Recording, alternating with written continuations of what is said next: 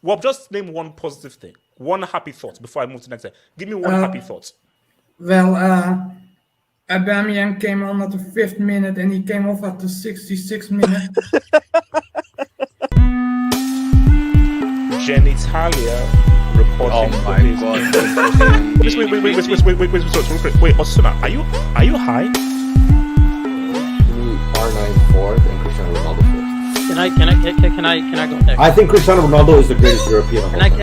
And I want to say R9 just because I actually rate him high. It's just that you always say that he had a grenade tossed to his ankle, and he floated or some type of stuff. Like that. It's crazy, bro.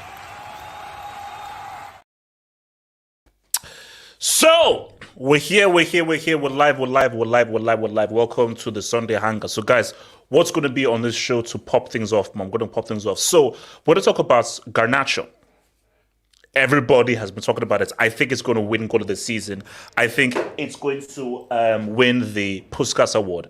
And all I wanted, so we're going to have a discussion on that Garnacho goal, how good it was, which was better, the Garnacho goal or the Waza goal. And let's talk about what is the greatest overhead kick goal of all time. So we're going to talk about the overhead kick goals and what is the greatest bicycle kick goal that we've ever seen. So we're going to have all those discussions in there, which is cool. Then we're going to talk about Real Madrid. We may touch upon Rodrigo, but Jude Bellingham has scored again and is set yet another goal milestone. We have to sit down, pause, and say, what is this Jude Bellingham guy doing? And I'm sorry, guys, it wasn't a tap-in, bro. That was a very good goal on his weak foot. So we're going to have yet another Jude Bellingham conversation. Let's talk about the amazing, stupendous, incredible season that this guy is having. Then we're also going to touch upon a little bit of the Juve Inter Milan game. Good game, really good game. Your boy Vlahovic scoring and your boy Lautaro Martinez scoring. And we're just going to talk about who we think is the best chance of saying what's up in the Serie and whether Vlahovic is the man to save Chelsea. Is Vlahovic the man to save Chelsea from the kind of destruction that we're in? And it's this UCL, huge week in the UCL. You've got Galatasaray against Man United. You've got Real Madrid against Napoli. You have Barcelona against FC Porto. You have Arsenal against Camera Lens FC. Huge Chelsea Football Club. Chelsea Football Club. Chelsea. No. Conference League? No. We're the defending champions. No. Why? Speaking of Chelsea, you asked. Let me answer. No, I just want to know what time the game is. The time of the game is legitimate UCL champions. That's the time of the game. So until a team wins the competition on away goals, we are actually Chelsea are involved. So we are the legitimate UCL champions. So hey, Wisecape, thank you for reminding me. Thank you. Is the game I almost forgot. The legit UCL champions. No fans. Legit UCL champions. Thank you. So guys, let us have this conversation right now. So now I put a video out there. So let me just put my stream marker here, man. So before we actually really talk about the goal, I just want to be sure here. So Streets and everyone, just tell me, is Garnacho from Argentina? Oh my days. You don't still work with it. It's a simple question. Is Garnacho from Argentina? Bro, I just want to confirm. Why is this news? This guy. I just want to be sure. Streets, is Garnacho from Argentina? Okay, Samasi, thank you. Alexander the Great, thank you. So he is. So, why is a young player from Argentina doing a celebration by Cristiano Ronaldo? Because he's a Ronaldo fan. That's Yeah, it. it's peer But pressure. he's from Argentina. Bro, If you're from Yes, Argentina, he's still a shouldn't you rep Ronaldo fan. your shouldn't Messi be your No, idol? Why is it Cristiano his doesn't idol? matter. Vinny's It got doesn't CR7 matter. chains, so what are we doing here? Like, Oh, people are saying that he's really from Spain. So I'm just basically all I'm saying is that if I was Messi, I would feel away. That's what I'm saying. If I was Leo Messi, I'd feel away that wait a minute, this young guy didn't sign and you're repping the enemy. That's what I'm saying. But Messi is retired. He doesn't feel anything. He doesn't care. he's He just has okay, won I the know. World Cup. bro, He doesn't care. Messi's I know, in his villain I know. right now. Messi He's So- in his Okay, villain no. That was just a cycle. Okay, so guys, is this winning goal of this? So nothing is beating this goal. Is that what we're saying? Nothing is beating this goal. I don't think so. What about I mean, Nico Jackson? there's a What about very Nico long way Jackson to at go. Spurs? Because There's a very long way to go. No, Waske. My thing is that there's a very long way to go, but we'll talk about it. That's a bloody amazing goal. Like, that is an amazing goal. Like, when we basically because freak no, of because nature. we'll talk about overhead kicks like afterwards and everything, man. But that's up there because in terms of the technique, the distance, the angle, the execution, that's a bloody amazing goal. Bro, So it's- unless somebody does a crazy solo goal or something, and also let's be real, no goals by Messi in America counts. I'm sorry, nothing. There's an MLS tax. So if Messi scores from literally his own half and dribbles the whole team three times, it doesn't count. So there's a difficulty tax. I don't think there's anybody beating this damn goal this season because that's just how good this goal is. You know, I mean, it's too early, but obviously at this moment, like, bro, I mean, pound for pound, technique wise, I'm sorry, that's like top three goals, Premier League goals of all time. Like there's not even. Whoa! Hold on. Pound, Okay, pound for pound. Wow. Okay. Can I say pound for pound because technique, just based on technique. It's not as good as the Beckham goal. Yeah, because I was about to say like there's the Dennis Bergkamp goal, which I think is one of the most. He fluked that, man. He fluked that. He did not. Come on. Waske, stop it. Waske, don't. Bro, I can do that. I can do that on the PlayStation, man. Waske, no. Okay, wait. Okay, Waske, let me ask you this then. So hands down, this is better than Rooney's goal. Oh yeah. Well. Okay. Removing context. Yeah. If we're just looking at the goal, yeah, 100%. Rooney's connection with the ball wasn't even clean. Like that came off his shin. So no, hold on. Bro, Waske, come on now. Is this what you're gonna do to your legend Waza? Really? You're gonna do this to your boy Waza? No, don't call him Waza. I respect the goal, and you can't not look at it without context. But if you are doing it without context, it's not even a debate. Like Garnacho's goal was far better. Dallo's cross was actually trash. His cross was actually trash. So Garnacho had to run back to do what he did, bro. It was a crazy goal.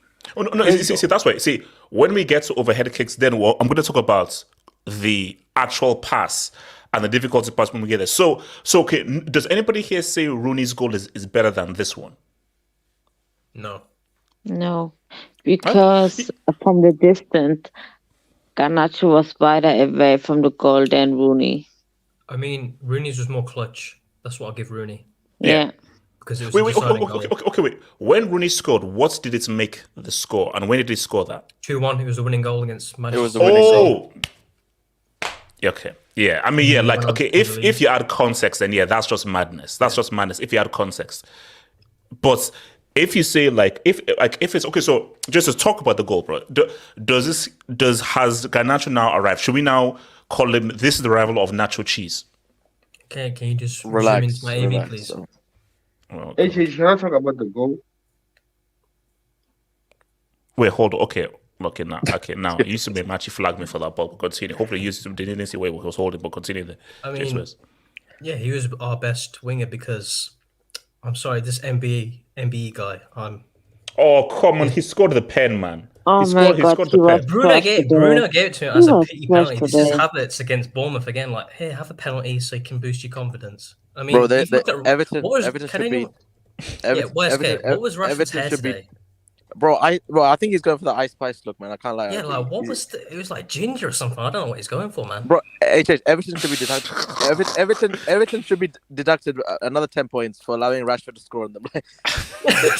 No, I don't say come on, like come on. Let's give the Rashford love. So okay, so for you, you're like okay. That's goal you're saying goal of the season. Nothing's going to come close this season. Because for me, I'm saying it right now. That's goal of the season. We will not see a better goal than that this season if you take everything into account. It's going to be hard to beat because he's so far out as well, and it's gone into more or less the top corner. And it was like the Bale bicycle kick because the cross from Marcelo was shit. This time the cross from Delo was a poor cross. Like it's gone into no man's land. There was concussion tax for Bale, by the way. There was concussion. No. That's we're not counting that, bro. We're not counting that.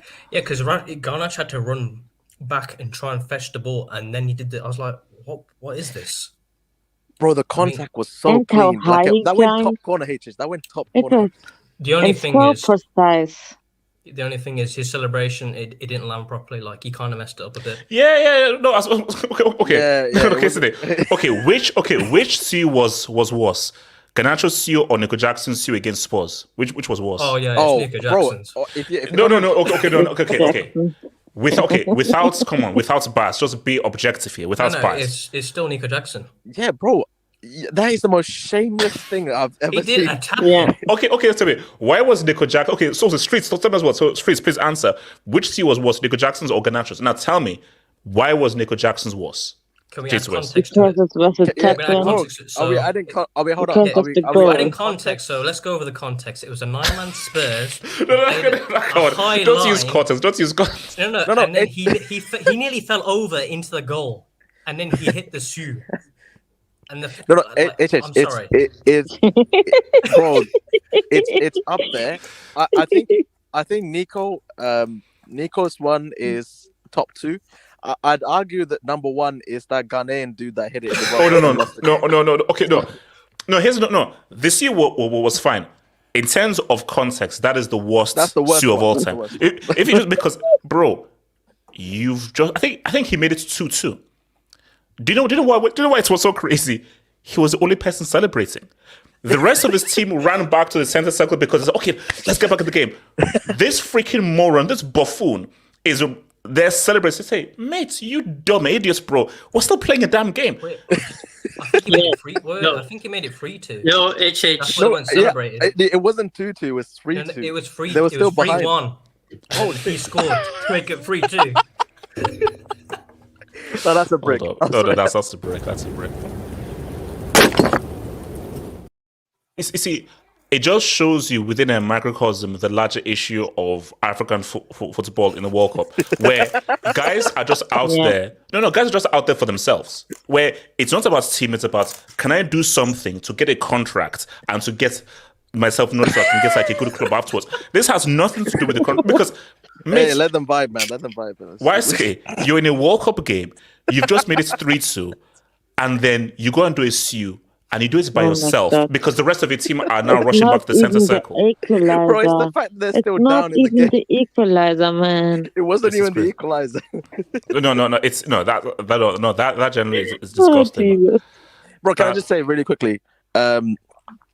Shout out to Martial. He came back for his annual stat padding session against Everton. So shout out to him, man. I see a lot of Twitter pages giving him praise because he's got an assist. Why skill? Yasir sends me. It's weird. Yasir sends me DMs of his tweets. Was that Yasir? You know that I can see your tweets on the timeline. Hold on. We can't just slide past that. Hold on. So he reposts his own tweets to you. Yes. Oh my god. So basically, I'm looking at my DM and I'm looking at tweets by Yasser Saeed sent as DMs, and in his tweets were like, "Oh, Martial, Rashford, both score. Partnership is back and everything." I'm like, what? Martial FC needs to die, man. The best player on the pitch was, and this is Kobe Mainoo. This is tragic. That bro, 18 years of so age. Good for 18 He literally looked like the most mature and experienced player on that pitch, and he saved a goal literally off the line. Like he Yeah. I think Yeah, that was an equalizer. By the way, Yeah, you know what's shocking about that? In that Uh, double pivot of Bruno- Mainu and McTominay, the better player was Mainu. You'd think McTominay is the youngster in the team, but I'm like, I don't understand what. No. what tries to Jesus, do put anything. some love on Mimic Sauce. Come on, Yeah, man. Give no, Mimic Sauce no. his flowers. Give Mimic Sauce his flowers, man. No, like I don't understand how he's become a regular starter, and we're seeing Magaluf at the back as well again. Like, I don't understand this team. And you got Ten Hag in the stands with his Peaky Blinders look. Like, I don't know what's going on. Oh, okay. Wait, so let me come to so Simon. Where you ranking that Garnacho goal in terms of overhead kicks, or just goals in general? And the goals, this week, have you seen what is the Omar Sadiq goal from Real Sociedad? You seen that goal? It's from outside the box, a banger. Wait, that the one today? was it an overhead kick or just a long ranger? No, it was a long ranger from outside the box. Oh, In front of- I mean, yeah, and also there was the goal from against you guys as well, isn't it? Yeah. That was- But come on, That was a Zima, good this Garnacho goal was stupid, bro. No, it stupid. was. I mean, the anticipation, man. Because let's be honest, that cross was dog shit. Like I gotta keep it real. Like I thought he wasn't gonna reach it. If anything, it was probably gonna go out. But just the way it looked like from that angle, that's probably the best enterprise. Like his anticipation, that's the best anticipation goal that we've seen in terms of bicycle. No, actually, no, I think you mean improvisation. Improvising. Improvisation. Yeah. In terms of that, I feel like that's the best goal.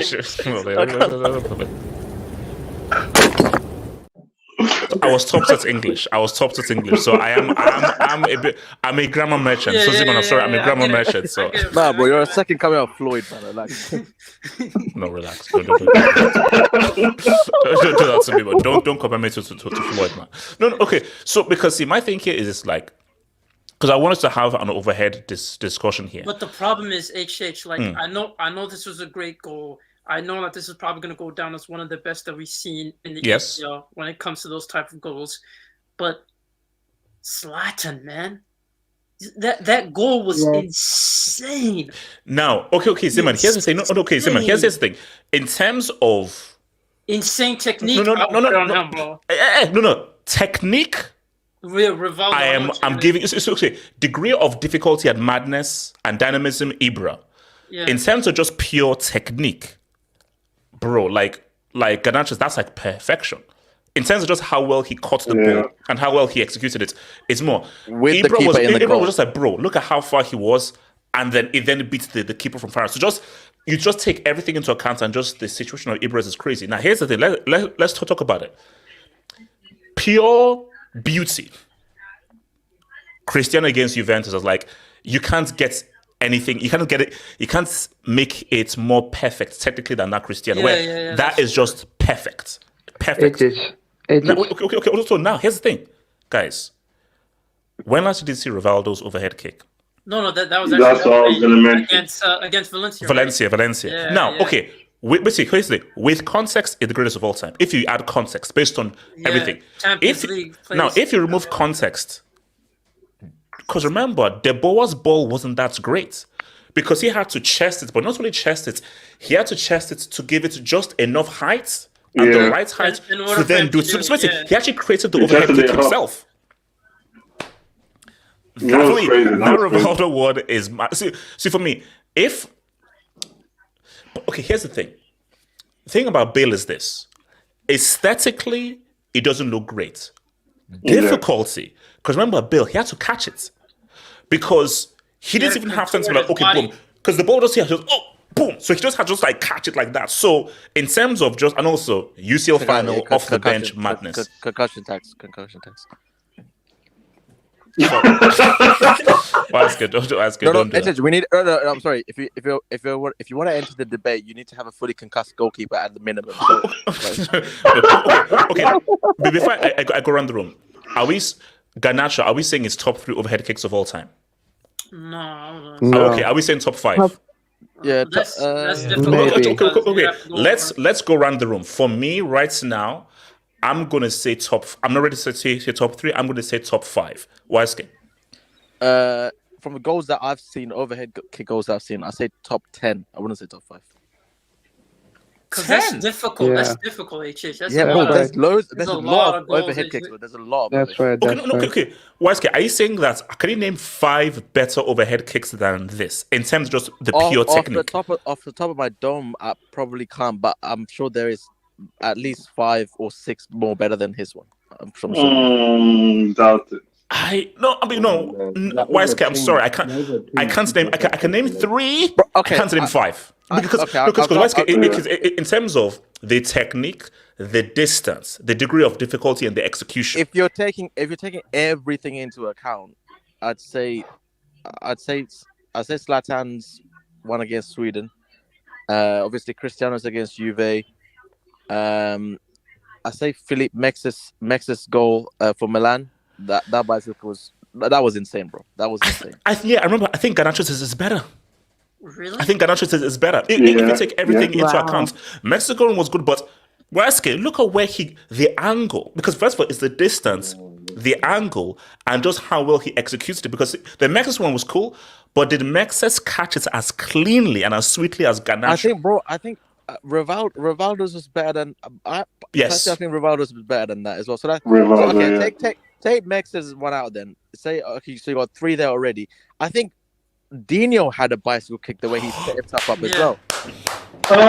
It was low. But it didn't look that as was good, an insane man. technique. That was an insane technique, by the way. I forgot because someone reminded me. Because someone was like, "Oh, guys, streets." Bro, Dino's That Dino thing is stupid. HH. See, no. See, you praise Rivaldo's one. That's great technique. Dino did everything in one motion. Like he did it. It was mad. Like that was mad. No. Because he chested it, then he had to pretty much change his body At the same time. And then Yeah. the Dino one is mad. That Dino one is stupid. So I think there are. You can definitely do if you think about it. Yeah, I think you can definitely do 5. Like you can do 5 that's better than that, and you have to take in context into consideration as well. Like you have to do it. The ones I've seen live, this is top 2. Like I've only seen the Cristiano one. The other one is live. So No, it's okay. If you're saying live, now this was ages ago. Benito Carboni did a crazy one for Sheffield Wednesday way back when. Live, bro, when Cristiano scored that, I was like, insane, bro. I went insane. That was insane. bro, no, because because basically, it's good when the entire stadium when the away stadium is cheering. Because when he scored, I was like, my God. Like you can't say it. You can't. But that was also the beginning of the end for Cristiano's career. So okay, okay. Jason, so Garnacho, where would you rank it then?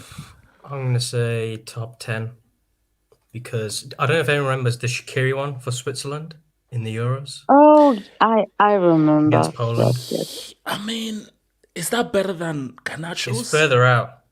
And it's more that I one don't looks more remember difficult. it. Wait, how? It's Euro 2016, I think. Who was it against? It was Poland versus Switzerland. Yeah. No, And see, I don't.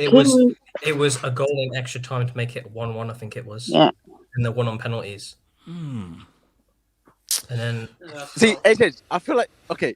Do you have to You know take what- like? Do you have to take like the moment, like how well you remember it into context as well? Like, I feel like certain goals that you remember like better than others, even if they're like good in comparison to another goal. Do you have to take context? How like the Dino one? I remember like it just. I don't obviously see it live, but I've seen it, and I remember how every single bit of that. It's then the list is different.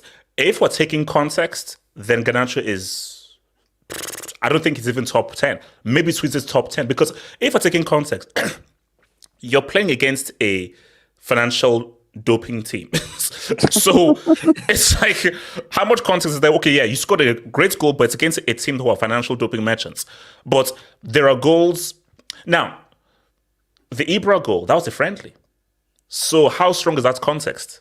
yeah, and also Ryan Shawcross is in their defense, so that's a tax on Yeah, I mean, yeah, and Joe Hart is a maniac. Yeah. So, I think Yeah, but another AJ bicycle kick is the one I'd say similar to the Garnacho one is the Christian Benteke one I don't know if you remember it. Yes, I It's do. similar. I do. Very I do. similar to I do. Garnacho's one. I do. Was Crouch's one? Was that a bicycle kick or a scissor kick? It's a bicycle kick because was that Galatasaray? Is it? Wasn't it to the side? I thought it was to the I side. thought what side? Yeah, it's the scissor kick. Bro, was to Peter the Crouch side. had some crazy goals, man. I've seen compilations of him going on Twitter now. Bro, see, now I'm actually scared because I don't remember the goal. I'm actually scared of going to YouTube to watch the goal because I'm like, how does the guy that's tall even manage to get off the freaking ground? He's so lazy, my God. So I'm actually scared to see what it would actually look like. What's it called, Mr. Rory Sang? Where would you rank this goal? HH, I don't, please don't kick me out of the stream because I'm gonna. I'm actually gonna put my hand because see, by saying that and so forth, I'm actually just prepared for you. Why would you see? By you starting there, my cursor is now over kick from studio. So go for it. You should just say, "Hear me out, man." HH, context aside, I can name close to 50 bicycle kicks that are better than Garnacho's. Okay, goal. that's a break. That's a break. You know what? There's. Wait, how many? This man said context aside. You said that you can name Context 50 aside. overhead kicks No. better than Garnacho. Name them. Yes, I can. Wait, are you counting futsal? Bro, we'll wait. Huh? Name them. We'll wait. And you have to count professional games, bro. Only this can only be professional games. Yeah, no Sunday league, no pro clubs like this. No, this Sunday league. And Eddie Carroll's basket kick. You guys remember it? Who? Andy Carroll. Yeah. You say Andy Carroll. Yes. When he played for West Ham, Andy Carroll. So Matthew, where are you ranking? Where are you ranking? Isn't that the Cristiano Ronaldo fan? I think it is the same one. I think out of context, I would say 7th or 6th. So That's still pretty good. I haven't seen a lot of live, so I would say 7th or 6th. I just watched the Carroll one. It's not even that good. Yeah, no. I remember it. What the frick, man? No. See, that guy's he's a moron. He's a moron because if you watch that Garnacho one and you come up with 50, and the first thing you say is Andy Carroll, you're a moron. You're a complete moron. He's a Ronaldo fanboy. And Garnacho is a Ronaldo fanboy, so surely he would want to celebrate this like.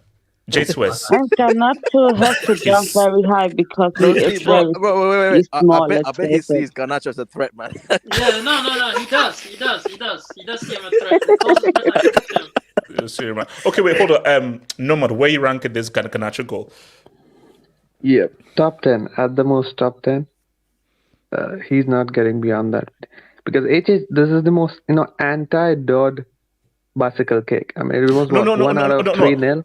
Remove context because again, bro, it's against freaking Everton, so we can't use context. So we can't use context because it's a meaningless game. So out of context, purely on the technical proficiency of the goal. Even then, you could surely, if you really sit down to look for it, you could find 10 bicycle kicks better than him. No, topmost level in club and international football.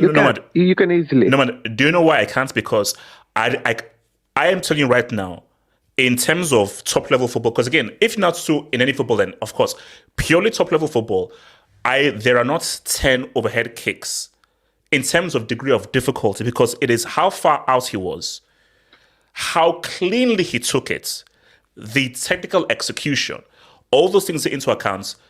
I'll give you 5, maybe 6. I can't say 10. 10 is too much. No, 10 is too much. There are not 10 technically better than this. 5, 6, yeah, perhaps 5 or 6, yeah. 10, no. And also, you're saying that take context out of the your calculations, but if we're thinking about that, just shout out to Mandzukic, for Bayern that he scored against us. No, that's not Juve. It was Juventus. Yeah, I think it was Juve. Sorry, yeah. But yeah, he controlled it. He gave it the proper It was height. Juve. Yeah, and then he, looped it over the goalkeeper. No, you see, From my quite thing a is that distance. if we use if we add context, Garnacho is better than Mandzukic. If we remove context, because Mandzukic, that was pretty good. This was, come on, this was just mad. This was mad. You see, the ones that I'll say that are better than this, if you just remove context, Rivaldo, Dino, Cristiano. Cristiano. Is Bale's better? Just based purely on technique? No, man, remove context. Remove context. No, but look at the contact. Look at the contact. No. It's not as clean as Garnacho's. Garnacho's is clean. It's not as clean. Bale's one It's not isn't as clean. Well, look at the trajectory of the ball. Look at his contact.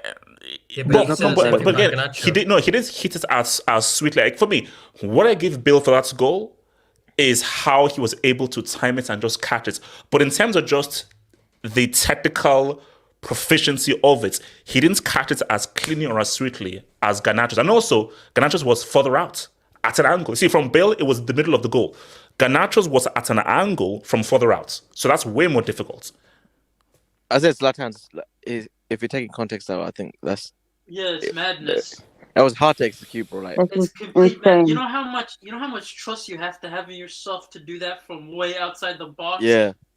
Actually, Ibra is undoubted number one. He's the undoubted number one. Ibra is number one. Yeah, in terms of technique. Ibra is number one.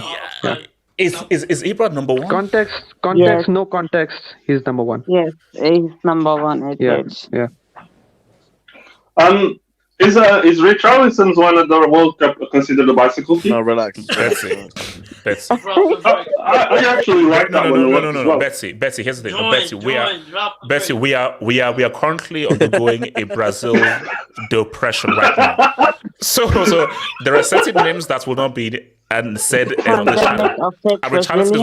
So basically, this is like we're now like in like a dictatorship case right now. So there are certain names that will get you put into the gulag, and that is one of those names. So no. Come on, man. No, I actually like that one. So are we okay, Ricardo? What are you saying? Best overhead kick of all time, and where does this rank? This Garnacho one. What parameters you guys using? Just like okay. Based on this, remove context. Okay. How technically good it was and degree of difficulty, and without context. I don't know if you guys have mentioned it because I just joined. The one I remember that was like really good was the Benteke one. Yeah. Someone mentioned it. Yeah, no, that was pretty good. Yeah, that was super clean, but it was a consolation goal more than anything. They were getting curb stomped that game.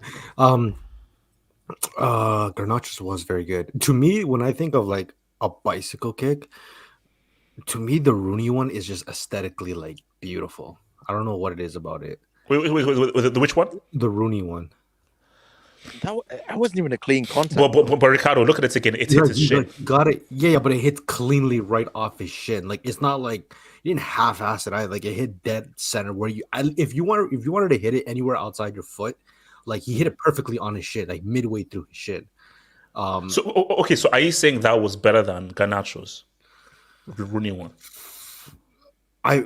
Correct me if I'm wrong, but when the ball crossed in, it took a deflection, and Rooney had to improvise in that quick moment. Like you have to factor that in. Like just that's if you have to factor that like small deflection, I believe you have to factor in the instinct of a goal scorer to do that. Because to adjust yourself in a split second and to improvise a bicycle kick in that moment, that's like the highest. No, you see, that's why I would put Rivaldo and Dino's above Garnacho. Yeah, okay. Rivaldo and Ronaldinho is a bit. It's because they hit it with their chest too, right? So like they control. That's the thing, because they had to create the right heights for themselves. Yeah. So I mean, if you're talking just based out of the technical aspect, then yes, I will agree. I think Rivaldo, because his was like outside the box, it completed a hat trick. Yeah. I mean, removing the context, of course. Okay, I mean, obviously, remove context. That Rivaldo one is still mine, but I just think the Dino one is crazy, bro. The Dino one is crazy, man. I'm telling you that. Because remember, he had to chest it, then he had to pretty much turn in readjust himself one motion, then. bro. All in one but motion. even No, if the you Dino like- one was mad. But even if like the Mexis one, like that had no business going in. Like they had no business attempting it, and they had no business going in. Yeah, I swear some of these that are good? scripted, man. That Mexis one should have gone in, but it went. It was ridiculous. The Mexis one was way out of the box. He's Yeah, a yeah, defender, mind you. He has no business trying this. Like, let us be honest. If a player tries to do what Mexis did, you're getting hooked right that like the next minute. like, this was actually nuts. Okay, yeah. It was, but I think aesthetically, Garnacho's looks nicer than Mexis's though. Well, no, for sure. But then remember, there's a little bit of camera. That's why I think that the Rooney one is so aesthetically beautiful. But I also think the reason why my initial pick was Rooney is because I think it's more beautiful when they hit the ball, but it goes straight to the top corner. Like Rivaldo's kind of dipped low. Ricardo. If you're saying that, you have to rep your goats, man. Cristiano's was mad. No, it was because even the Bill one was top corner too. I just think mind you, it's the camera angle too, right? Because I think Rooney's was like, to me, it was the most beautiful one, at least aesthetically pleasing one. Berbatov's is up there as well. Who? Berbatov against Liverpool. I don't remember that one. It's when he completed the hat trick. So he takes it the touch. He bicycle kicks it, hits the bar, and hits the ground. It's very just off the edge. Yeah, it goes in. Yeah. Okay. Yeah. I forgot that one. I mean, it's like okay. Top 10, just top 10. You know what's making this list difficult? It's because if I put Rivaldo, Ronaldinho, it's too hard not to talk about the touch before the bicycle kick. It's too hard not to talk about that touch.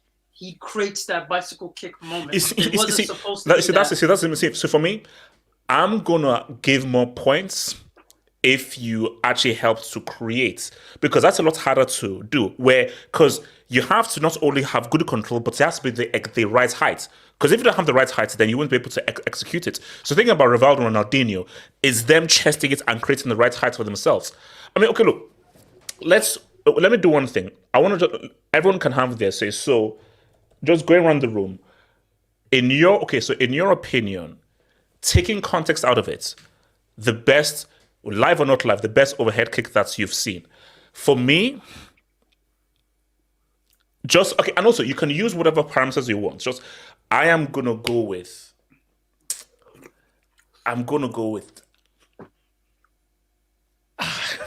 Basically, it's between Rivaldo and Dino. You know what? I'm going Rivaldo. Like, that was just basically for me. That was just beautiful because I'm going for Rivaldo because you see Dino. I'll give that like Dodd because Dino, I don't think he actually got to the chest right, hence why he had to adjust himself.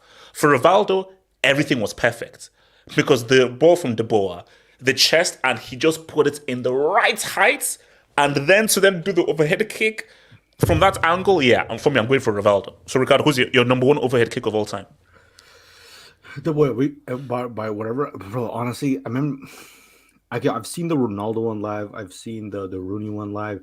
And also, it doesn't have to be live. It doesn't have to be live. Just that you've seen. It doesn't have to be live. I think the liveness just makes it that much. Yeah, it makes it better. Yeah. Like my thing is that I didn't seeing that Cristiano one because I saw the Rooney one live and the Cristiano live, and for me, my reaction to the Cristiano live was I was like, that's just madness. No, the Cristiano one was insane. Like that's the ones I've watched live. That's top 3. But I think what ruined me for the Ronaldo one is literally like Gareth Bale did it in the finals.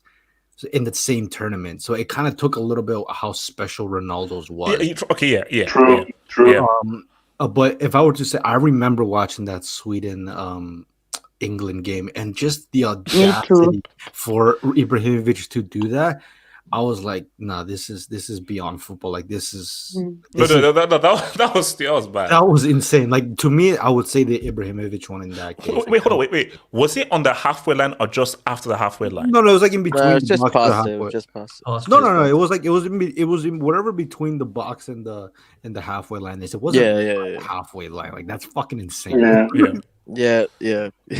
JJ, if you had to pick your number one overhead kick of all time, It's probably going to have to be the Ibra against England because he also did it against England of all teams as well. So yeah, I'll give a credit to it. Wait, hold on. Like low key, did that end Joe Hart's career? No, Pep. No, but was that the beginning of the end? I think because remember before that, actually, what ended his career? That or the Pirlo Papadenka? It might be Pirlo, man. Yeah, it might be Pirlo. Oh, another one would be the Bale free kick as well against him in the Euros. Man, this guy's taking the L's, man. Yeah, but it definitely ended Ryan Shawcross's England career because that was his only game. Once he did that game, he didn't play anymore for England. Oh, stop. Wow. Rightly so. Okay. So Betsy, you not number one overhead kick then for you? So for me, like Rivaldo, it's like that's the one that you would see at a beach football game. Yeah, like that because he literally gave it height. Like even the Ronaldinho one, yeah, it's nice and so on. But like the Rivaldo one is the one that you say, wow, this guy was playing beach football back in Brazil. Wait, real quick, Mods, can you please give Hassan 5 minutes time for Hassan? 5 minutes for Hassan, please. 5 minutes for Hassan. Thank you. 5 minutes. Right, so best to continue. Yeah, but like you were saying, like you can give it more rating when the person actually helps create the goal. But on the contrary as well, like when the cross is as shit as Dalot's was. Yeah. Like also you have to give ratings for that one as well because like how can you reach there? Like it's crazy. But yeah, for me like Rivaldo is my favorite one. But Garnacho's is like top 6, 7 because it was crazy. Like I'm not gonna lie. All right, Sebastian, what about you? Your number one overhead kick of all time? I have to say because I watched it live is Ibra. Because I watched it live and I was like, I can't believe he did that. I can't believe it worked because it's 1 in a million. You can do it a million times and that's like 1 time it works. Let's face it. So I have to say Ibra. All right. Zima. Man, the Ronaldinho one, bro. I just keep rewatching it. You know what makes this goal special? It's the fact that I think him controlling the chest just made the goalkeeper move slightly towards him and then immediately releasing it because the goalkeeper's probably thinking, oh, he's going to do a touch and he's going to probably try to chip it. And wait, so hold on. But this isn't that is I thought it was further out. So was this from how far out it was? I thought it was further out. The Ibra one. No, it's that far. Yeah. Yeah, it is. Oh, okay. Wait, I remember. But thank you, Wesker. I remember it being much further back. No, it's because of the angle. The idea of it is greater than the Yeah, I gotta keep it real. Kind of shut up. No, okay, we might Ziba, have to reevaluate. We might have to reevaluate. No, to be fair, I still have it as my favorite in terms of seeing it live. Because let's be real, bro. To have that confidence to do it while you know that there's defenders running and then immediately trying to attempt it and executing it, he probably knew he was going to go in as soon as he made contact. You could just tell it's just one of those type of goals. So, like, I think that's the best life. But Dino one it's special to me, man. Special. Nomad, what about you? Which one? Best overhead kick of all time? Yeah, even I would say the Ibra one because even I saw it live. Because Ibra said it in his interview, as soon as it left his foot, he knew that it was going in. And as for, controlling it with your chest and creating the space for yourself, that's why, I was giving a shout out to Mandzukic. Mandzukic, created for himself, so that's it. So Waski, what about you? You're not one overhead kick. It's difficult, but I think personally, I have to go with Messi's bicycle kick against Clermont Foot. This is true. It's a classic. Against who? The foot. Clermont Foot. The foot. The foot fetish. Okay, YSK, I'm gonna ask again. Can you not please give me your real answer, please? Thank you. Can you please give Bro, me your real answer? we're talking about creating a bicycle kick for himself. Like the dude did that. Like, come on. No, Anyway. okay, no, Messi's not in this conversation. Yeah, Please. to be No. fair, You did a handstand while doing that. So that's, Yeah, that's, bro. that's joy. Exactly. That's he joy, man. technically That's joy. he technically did the same thing as Rivaldo. He set it up himself. Yeah. Please give me a break. No. He done it while he was touching the ground as well. You got to also look at the opposition. Like it's athlete's foot. YSK, now what's your real number? Come on. It's the Dino one, man. I'm sorry, like that. The fact that he did it all in one motion, that to me is insane. Like, how do you even function to do that? It's mad. It was intentional, man. That's crazy, bro. Exactly, bro. You see, now I was thinking, I was thinking about Dino one, man. Against Villarreal, bro, that was intentional, bro. Chest control 360 and then bicycle. Nah, that's crazy, bro. In one motion, that's nuts. I'm sorry, like that's mad, bro. That's mad. Look at how far off the ground he is, bro. Hold up. So basically, this is like doi. Look at how low he is. Wait, is his hand on the ground? That might be a Messi-esque bicycle kick. No, it wasn't. when the ball left, by the time the ball hit the net, his hand then hit hands at the ground. But debatable. All right, so Kenny, your number one overhead kick of all time. Number one overhead kick. And that Zlatan one was nice against England. Everyone is saying Ibra. Halfway, like that shit was crazy. That was the distance from goal as well. That was crazy. I'm not gonna lie. He had to be that one. I would probably say that one. Yeah. All right. Let's do this. So Ibrahimovic versus England in 2012 is still number one. Yeah. Look, I mean, in terms of just the audacity, if you're gonna say audacity tax, yes. Like for audacity tax, yes. Like the audacity, guys. Hold up. No, guys. So England considered that goal against Ibra. England considered a goal where one man dribbled past six of your dude. England have taken some else, bro. So England have actually considered two of the most dynamic, craziest goals of all time. They're still paying tax for Bobby The Dino free kick as well. The Dino free kick. Relax, HSD. Yeah. To be fair, they invented football. England have suffered, man. They invented football. Relax. Half up snow bonus. Zad Bogger tried overhead kick and earthquake warning. Oh, is he talking about that? Oh, you remember that one? He said you try to clean it. That's a goal. So that's what I was fair. DeMarco scored from the halfway line on purpose. I was fair. We're not rep. Now that was a quality goal. Like I think I saw it. It was a quality goal. But again, we're talking about overhead kicks, bro. Like in terms of overhead kicks. Is that brick? No. I mean, it's semi-brick, but no, not brick. But but it was a good goal though. That DeMarco goal was a good goal. Well, that's a pause. Hold on, that's a pause. Half up snow bonus. No not November equals no points November for Spurs. # small lunch. Oh wow. This guy's a weirdo. This guy's a complete weirdo. Any treble from Bum Liga goes last. # Bommy and won it. Oh my God, Terry! You gotta respect him as a hater. Like I shouldn't be laughing, but like it's so stupid. See, I'm laughing because it's so stupid. Oh God. Jay joking. Martial FC, we back today. Sancho FC soon. Guys, if FC needs to retire, man. Away from United, though. If Martial FC comes, I mean, no, it is back. Ethan Tobaris, what about Hendrick's goal versus Botafogo this year? Was that an overhead kick? Was it an overhead kick? He didn't get the memo. Oh, okay.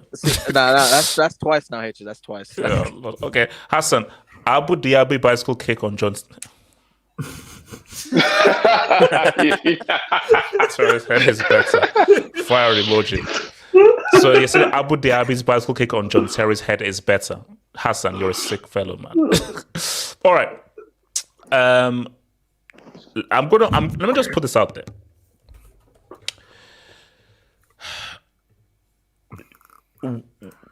Okay, Ricardo, let me come to you then. I'll come to you, no man. Ricardo, what are we seeing about what Jude Bellingham is doing? I think it's just a continuation of what we've been saying about him. Which is what? It's one of the best players in the world. He had a great game today. I mean, was it a tap-in? No. How's that a tap-in? Ricardo, I'm just relaying what an Atleti fan said to you on Twitter. So it's on my AVI. If Jude Bellingham's goal is a tap-in, then Garnacho's is an acrobatic tap-in. No, come on, man. That wasn't a tap-in. Acrobatic tap-in. No, but I mean, like, what's Bellingham? It's stupid with this because again, how does the guy just suddenly just become like a prolific goal scorer when you've never been that for your whole career up until now? So because my thing is this is what I want to know. Because of the formation. Is this just a flash in the pan, an anomaly? Or does it just show that the guy's amazing all-around talent that's, I can do many different things, and there's just another thing that I can do? I think he's a bit of an anomaly because when I look at him as a player, typically players that are like his height aren't the most technically gifted. When you look at players his height who are very technically gifted, like obviously your Pogba's, your Ibrahimovic. Yeah. How tall was Zizou? Like 6'1"? Not that tall. Do you remember Kanu Wankwo? Who? Kanu, man. That's a Kanu. Kanu, KNU. Why did you say his last name first? Won the UCL for Ajax in '95 and won us the Olympics in '96. The Olympics. Look, and gave us a hat trick against Chelsea in the last 15 minutes of the game. I'm not. How are we supposed to remember an Olympian, man? Shout out the picks, man. Shout out the picks. I'm not 100% Nigerian, so Okay. All right. So you're saying that this is an anomaly that you don't see him. So basically, you're saying that look, Real Madrid, this is cool, this is great. Let's see how this ends up. But next year, Joselu is a bomb. We need to go and get a proper striker. Bellingham, get back to now being a box midfielder. Well, we don't know because it depends on the recruitment, right? Like if they get an actual 9. Maybe... No. Come on, I'm saying if you were in charge, what would you do?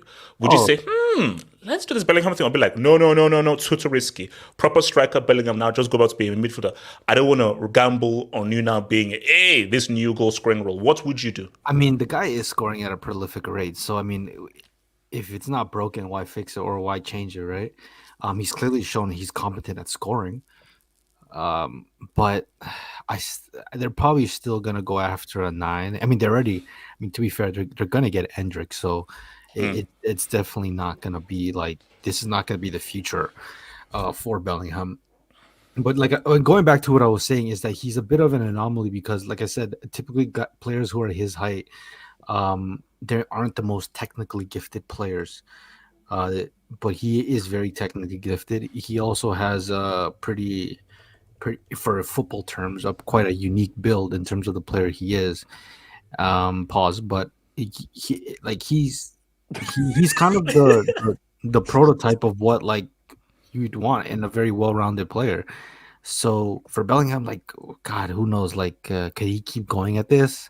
I don't think it's like sustainable because then you're talking about, well, is he gonna have a 1-1 goal record like Ronaldo did? No. I don't think so. But then again, nobody thought Ronaldo was gonna be a 1-1 goal scorer for Real Madrid like he ended up being. But yeah, no. This is Bellingham. Like I said, it's just another day in the incredible season he's having. And also, I'm not looking at the chat. I'm not speaking on Rodrigo.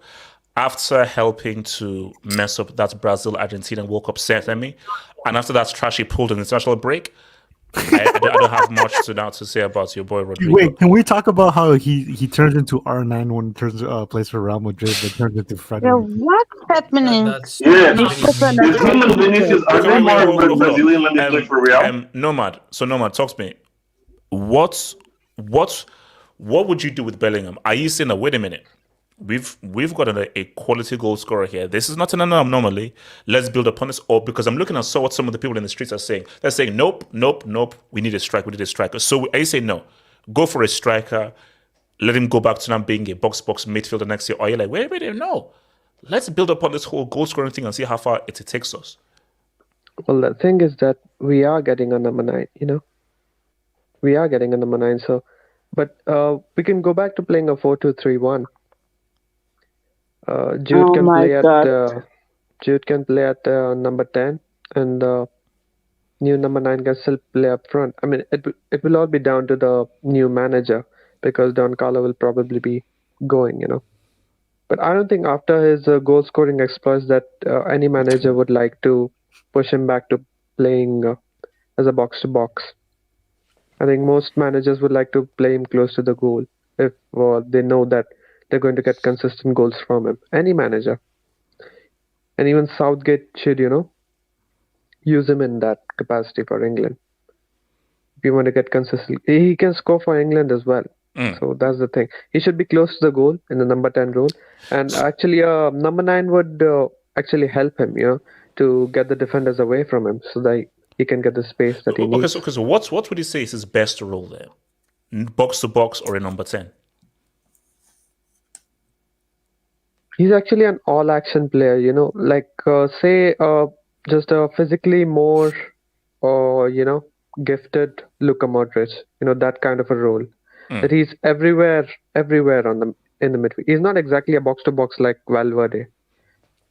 He's all over the pitch, you know, all over the midfield. So he's that.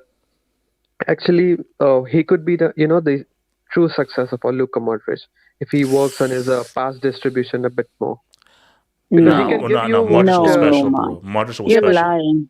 You're lying, no more. So for me, I think Bellingham has to be what Frank Lampard, let's face it. No, I said no. I mean, Bellingham just represents. Oh wow. So no, Bellingham just represents. Hashtag me too. Bellingham represents something different from Modric. I think in terms of Modric's passing and how to distribute, that is something that is unique to him that Bellingham can do. But what Bellingham can do, Modric can't do. What Bellingham is good at, Modric cannot do. What Modric is good at, Bellingham cannot do. Exactly. But Modric was playing with Toni Kroos and Casemiro, right? But Bellingham is going to play with Camavinga and Tchouaméni and Valverde. So maybe he can provide something that Modric didn't have to, you know, or couldn't. And he could be complemented in ways that Toni Kroos and Casemiro couldn't complement Luka Modric. So it's all about the perspective, you know. If he can keep giving you goals and assists, he's already giving you something that Luka Modric couldn't on a consistent basis. True. And if he's and also he could be defensively better than Luka Modric as well because of his physicality and all action presence. So, you know, he could really be. He could that's my point. Yeah. You shouldn't be looking for a Modric replacement, a guy to do what Modric does. What Bellingham is going to do is take Real Madrid in a whole different direction than it was with Modric, because as you said, there are things he has to his game that Modric doesn't have. Bellingham is better defensively than Modric. I think Bellingham can be a much more prolific, better goal scorer than Modric can be. Both things that Modric cannot do as good as Bellingham. So I think what he's now going to represent, rather than, can he not be a Modric? No. Be you, and what you are is now something that will make Real look very different from that dynasty from 2014 to 2022. Yeah, but the only reason I was comparing him to Luka Modric was because of his role. You know, you were asking me in what role would I like to play him. He should be played in an all-action role, you know, all around the midfield. He should pop up wherever he needs to, and he should be given that freedom. That's why he needs to play with a proper number 9, I think. And the wingers should be played in their natural positions to keep the pressure on the opposing fullbacks so that he could get the space he needs. So we need a number 9 next season anyway. Wesley, what is it about the Can I say something? Okay, so now go for it. First of all, he's not the Modric replacement. We Not just at said all. that. So I think he's very good in the final third. He's average in the midfield, let's face it. And I think the best to use him is like Frank Lampard, who's going to score you clutch goals. That's it. I think he's totally overhyped. Okay, let's face it, he is. Just because he scores goals, how is he great. overhyped? How is he overhyped when He a is guy? overhyped. How is somebody okay? How is he overhyped Okay. when a guy in his first season of his age has been scoring this consistently and has playing in a new role, been so impactful and so It's clutch called for Pepper Real Patch. Madrid? It's called Pepper Patch. How do we know? No, so I say, how do we know it's a purple patch when we don't even have a Because large it samples as whether a happens purple patch after or to not? young players in their first season. Samasi, name me a young player who has done what Bellingham has done in his first season for Real Madrid. Go. Musiala did that last year in his first season. Samasi, I'll say this again. Name me a young player who has done what Bellingham has done for Real Madrid. Where is Musiala into this though? Samasi, you don't. Samasi, we get that you're. Samasi, we get that you're a Bayern fan, and we get that because you're a Bayern fan, you have to be tribal for Musiala. I will ask it again, Samasi. I will ask it again. I will ask it again. I will ask it again. Samasi, I will ask this question again. Samasi, I'm going to ask this again. Name me another young player who has done in their very first season at their age what Bellingham has done for Real Madrid, the biggest club in the world. There is no player because nobody goes in his 20s to Real Madrid in his first season. Points made. Not even just Real Madrid. If you expand it to other clubs, like it's even like few. Kenny, you see, it's not just being nice. I don't know many players who has done what this guy has done at his age at a club of this stature in their debut season. Yeah. Wait, was your boy the grenade merchant R9? How old was he when he went to Barca? I think he did it in Ajax also. No, PSV. But you're talking about R9, one of the best teenagers of all time. Yeah, come on. No, but see, R9 is like that's no. I know, but I'm just wondering, like, it's actually was it 20 when he moved to Barca? That's what I mean. Like, what age was he? I'm trying to put into like context because he was a number 9 though. Yeah, he's a striker. Exactly, bro. That's what I'm trying to say. Boom, no man, clutch. Come on, make him clutch. He's a striker. This dude is not explosive as a striker. He's my guy. I know him. He's my guy, dude. By the way, this formation Ancelotti is playing gets also the best out of Bellingham. So Samasi, I told you these Musiala fanboys. These Musiala fanboys are the. You're just being a fan girl, not boy, fan girl. So no, I'm. so weird, man. So Samasi, you're being a fan girl. You're not being objective. Let me Samasi, you're being a fan girl. YSK Jackson, please take the mic. Samasi, you're being a fan girl. YSK, take the mic. Yeah, bro. He's doing it again, man. Shout out to the haters. It's another great tap into the collection. Oh damn! He was 19 when he went to Barca. Guys are saying he was 19. Yeah, but the reason why I brought it up was, why did we sell him, man? We know. The reason why I brought him up was because the guy was as talented as he was. His primary job was to score goals. He was a striker. His primary job was to score goals. Now, even when that is the case, at 19, what he still did was unprecedented. Like, because at that time, volume goal scoring wasn't a thing. Obviously, he done that. But what? Jude, wait, I almost forgot. Samasi, with your hating self, didn't this guy drop a 2-piece in his first El Clasico? One of them was a freaking golazo. I digress. Samasi, mute your mic. Samasi, mute your mic. Continue. That was they were both tapping. That was a 30-yard tap-in, man. Anyway. Also, the Ter Stegen tax. Oh, yeah, Ter Stegen tax. Yeah. Hair plant tax, yeah. Ter Stegen tap-in, man. What he's done this season, bro. Listen, it's every single weekend now. It's becoming a thing where it's like now we're trying to find different words to describe what he's doing now. And also, Waske, these are good goals. Like the goals, but also, do you know what's so weird? It's like I think it's because of him 20. He's grown up in the social media age because he said, like, when he scored that crazy goal, in El Clasico, he said, "Oh no, people have been giving me Yeah, grief over bro, the tap-ins." but So guys he's were trying to- aware of it. Bro, guys were trying to convince me, saying, "Oh, he doesn't care about the socials. He doesn't look at it. Blah blah blah." Of course, he's a child of social media, bro. He's Like, a child of the social media era. Yeah, Of course he yeah, does. bro. Of course he looks at it. Even if he doesn't want to look at it, it will come up. Like someone will Yeah. tell him, or like it will show up. So he's aware of that, and it's a good thing that he's aware of it, as long as it doesn't distract him what he needs to do. Because he's got a makeshift job at Real Madrid right now. It's just good. At the moment, it's just good. Because I wouldn't even take into account his overall performances, even though his overall performances have been consistently good this season as well. It's not just his goal scorings or tap-ins or whatever. His overall performance has been good as well. So, but at the moment, until Real Madrid gets a 9, whether that's Endrick's role that's going to come up, or you go for a international failure like Osimhen, whatever you go for, whatever you go for, this is not it's not a sustainable thing. So Bellingham's eventually going to have to. I agree with what Nomad said. Play him as a number 10, and this was Southgate is a brick, because having someone like Kane who can drag defenders out, because he is a threat himself. He is a what people call a playmaking striker. I don't know what that is. Wait, where is Southgate playing him for England? He's a lot deeper than. Yeah, he's playing with Rice. Yeah, he's playing with Rice. No, I think no. The last few games he's played him 10. The last few games. He hasn't even been playing with Rice. He's been playing with Henderson still. Southgate's 10 is like an Ancelotti's DM.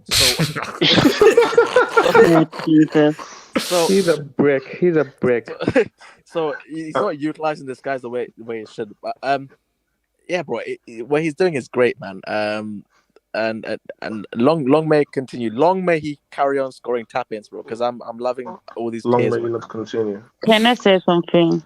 No, can I say something, Sonas, please? All right, okay, no. Wait, so Samasi and then. I didn't say that Jude Bellingham is an intelligent player. He is. I just think he's overhyped, people. Relax. True. I'm talking about the Jude. He's 6'2", light. Excuse me? Yeah. The Jude. Oh, for you. Okay, I thought you said something. Well, guys, I'm out there. See you tomorrow. Remember to hang out.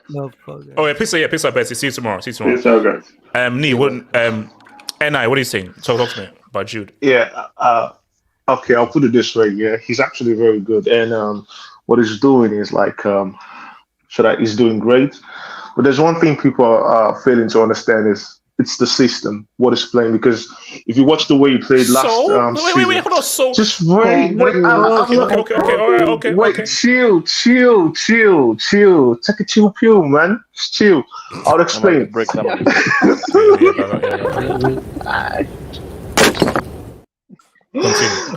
Okay. Just two.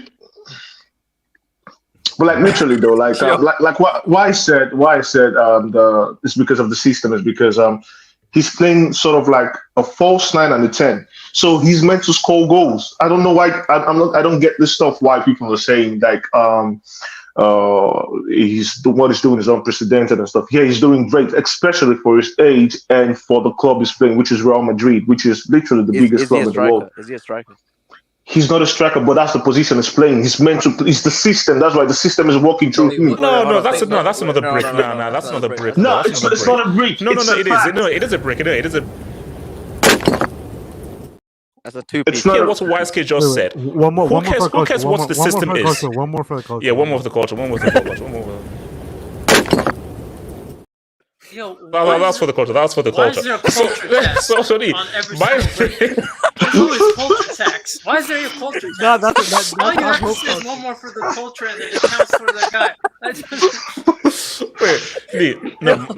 The whole point is that, do you hear what YSK said? Is that who cares what the system is or what it's meant to do? This man has never been a goal scorer. He's 20 years old. He's coming playing a new goal scoring role, and in his very first season, he's scoring on a consistent basis. Not only on a consistent basis, these are winning goals. These are clutch goals. Okay, yeah, that's true. Okay, let's put it this way, yeah. Let's put it this way. I'm not arguing the fact that he's not doing it on a consistent basis. Yes, it doesn't matter the system, like you said, but as I'll still reiterate my statement is the system still it's like it's going through him because against you guys remember their classical, yeah? Like their classical. Literally the where he scored a 30-yard tap in, yeah. Man, I think Ter Stegen should have done better. We know. How did the system benefit him scoring that 30-yard tap in? How did the system benefit him there? This okay. Yeah,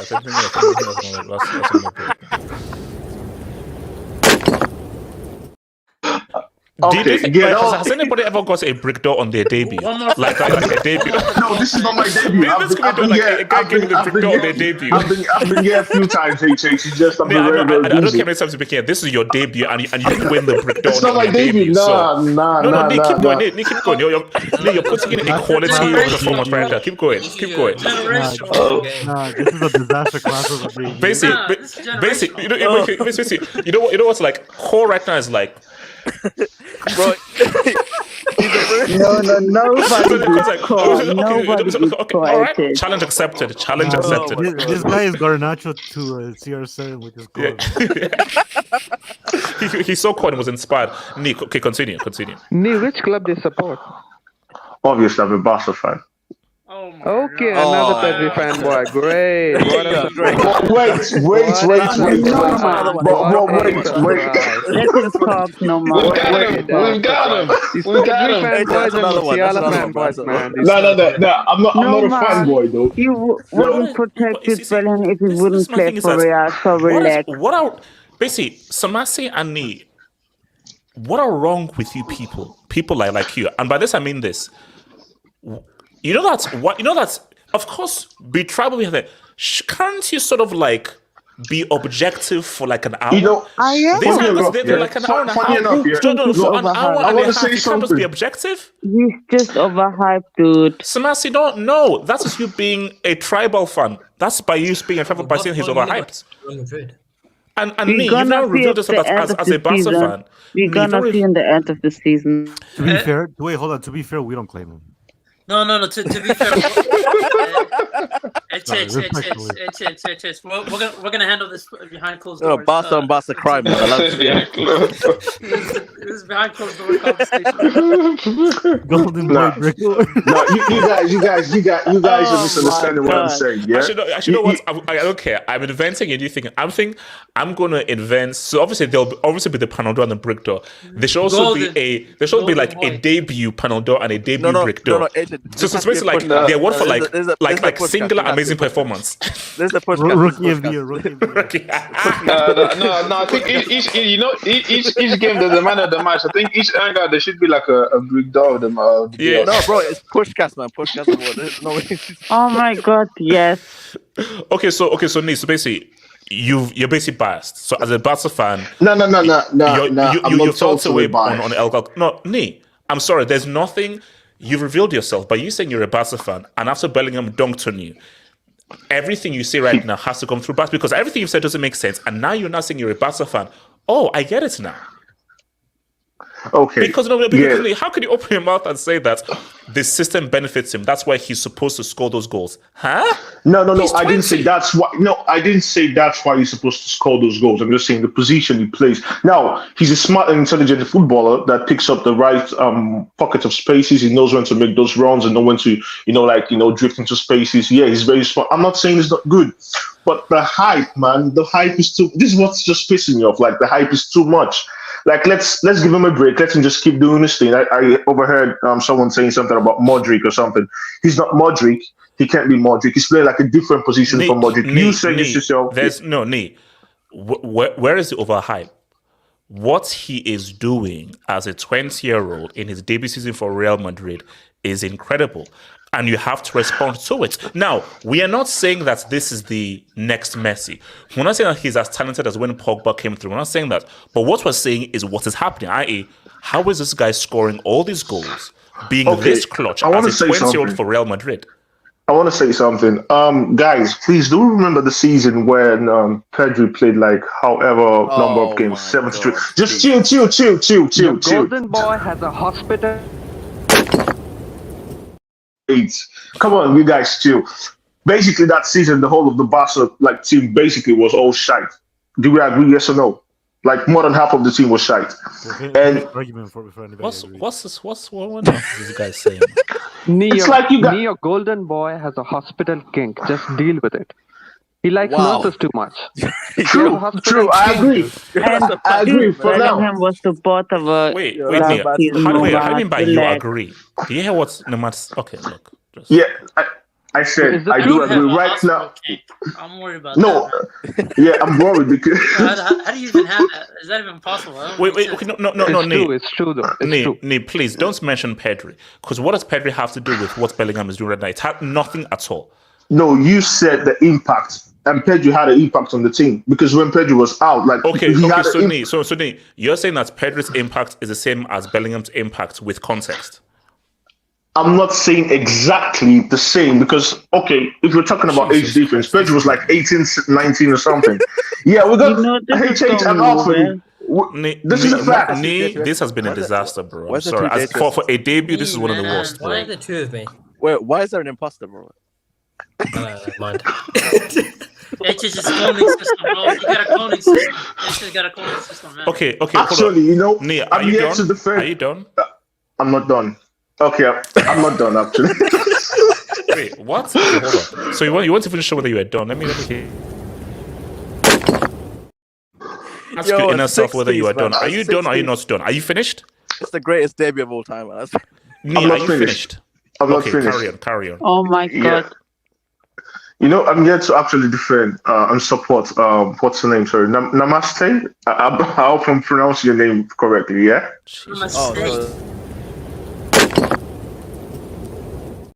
That's a lot of grit for today, man. Her name is right there on the screen, and you couldn't Wait, see. did you say I can see. No, I didn't say namaste. Okay, just Samasi. Yes, You know, talk. I've got problems with my eyes. You wanted to say You have my problem with name? your eyes. Okay. Yeah, I've got. Yeah, I have. That I can see. But a lot of bricks are falling on me. I'm having concussion, man. What? I have no idea what's going on right now. What is going on? So let me. So you have bad eyesight and you have a concussion or you had a concussion. A lot of bricks, man. You dropped a lot of bricks on me. Come on. Oh my! No, that's another brick. That's another brick. Oh what is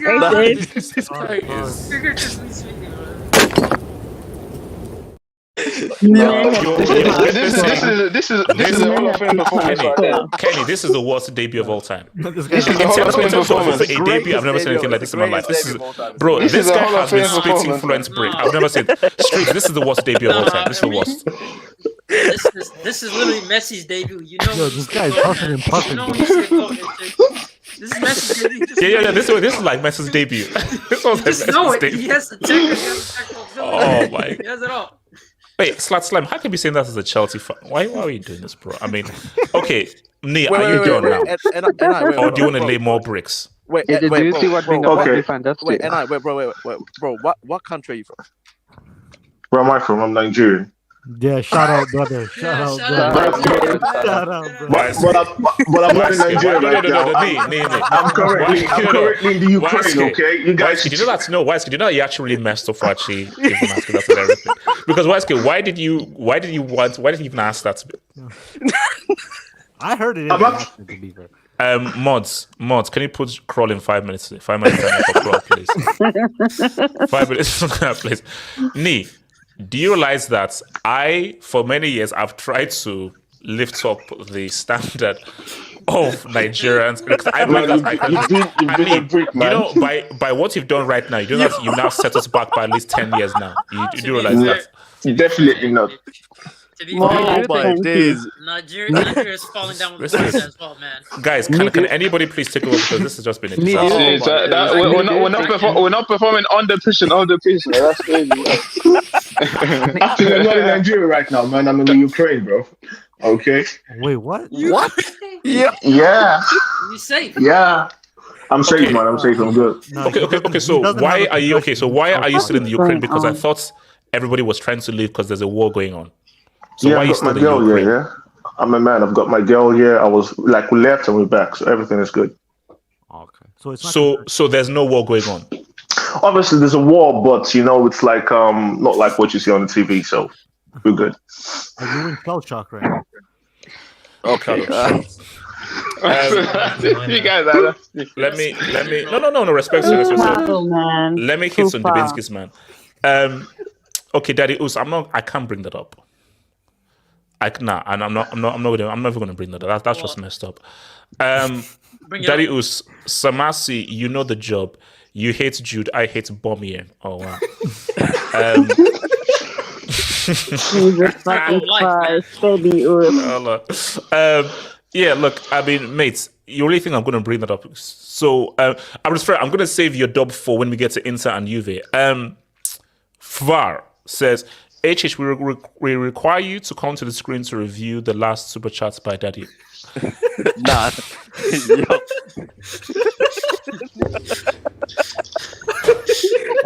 done with the month, man. That's done with the month. That's a dub of the month. That's done with the month, man. Oh my god.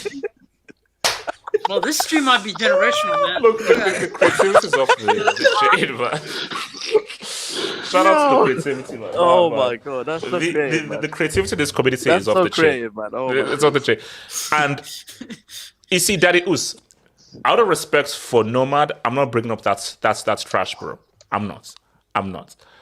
And Nomad, I would sanction you punching this bomb in the face if you see me, Daddy Us. So guys are flipping moron, man. Ages, you can't hate Pedri fanboys. Ages, they have a condition. You can't hate them. Daddy Us, that clown mad said insulting stuff about Catalans. Yeah, Daddy Us, you may say, but I'm not bringing up your dub good up against his Indian heritage. I'm not doing that. So, United Tunic. Remember for 21, do you want to play the system to benefit your player? Oh, sorry. Don't you want to play a system to benefit? Yeah. No, United Tunic. My thing though is, who cares whether it's a system or not a system? The fact is that Real Madrid are winning and it's working. Who gives a damn whether it's a system or not? It's a system, and yes. Oh, we don't care if it's a system. Cool. So De Bruyne is a good player. Joshua Jacob, Meno Ebola, Samasi breaking down is box office. Not really breaking down. She's just being a fangirl, and I just think me is being a fanboy. Samasi is dude. being a fangirl. This is the main thing. Nah, man. We call them groupies. Yeah. Wow. Like wow. No, but that's actually, I was about to mention a certain R&B singer, but he's behind. Okay, let me come to what's it called? So Ricardo, 2 questions. First thing is, should Chelsea go for Vlahovic in January to save our season? Why is this First a thing. Chelsea topic? Second thing is, can you now apologize to Lautaro Martinez? Why do I gotta apologize? Because I think the guy's not balling. He's not balling, bro. What does that have to do with me? His captain at Inter scored a superb team goal against Juve. Hey. So, first of all, talking about Vlahovic, how do you rate Vlahovic? Do you feel like he's a top striker out there based on just his amazing goal, what they're doing? Do you think he'll benefit Chelsea? And does Lautaro Martinez deserve an apology from me because you were one of his biggest haters?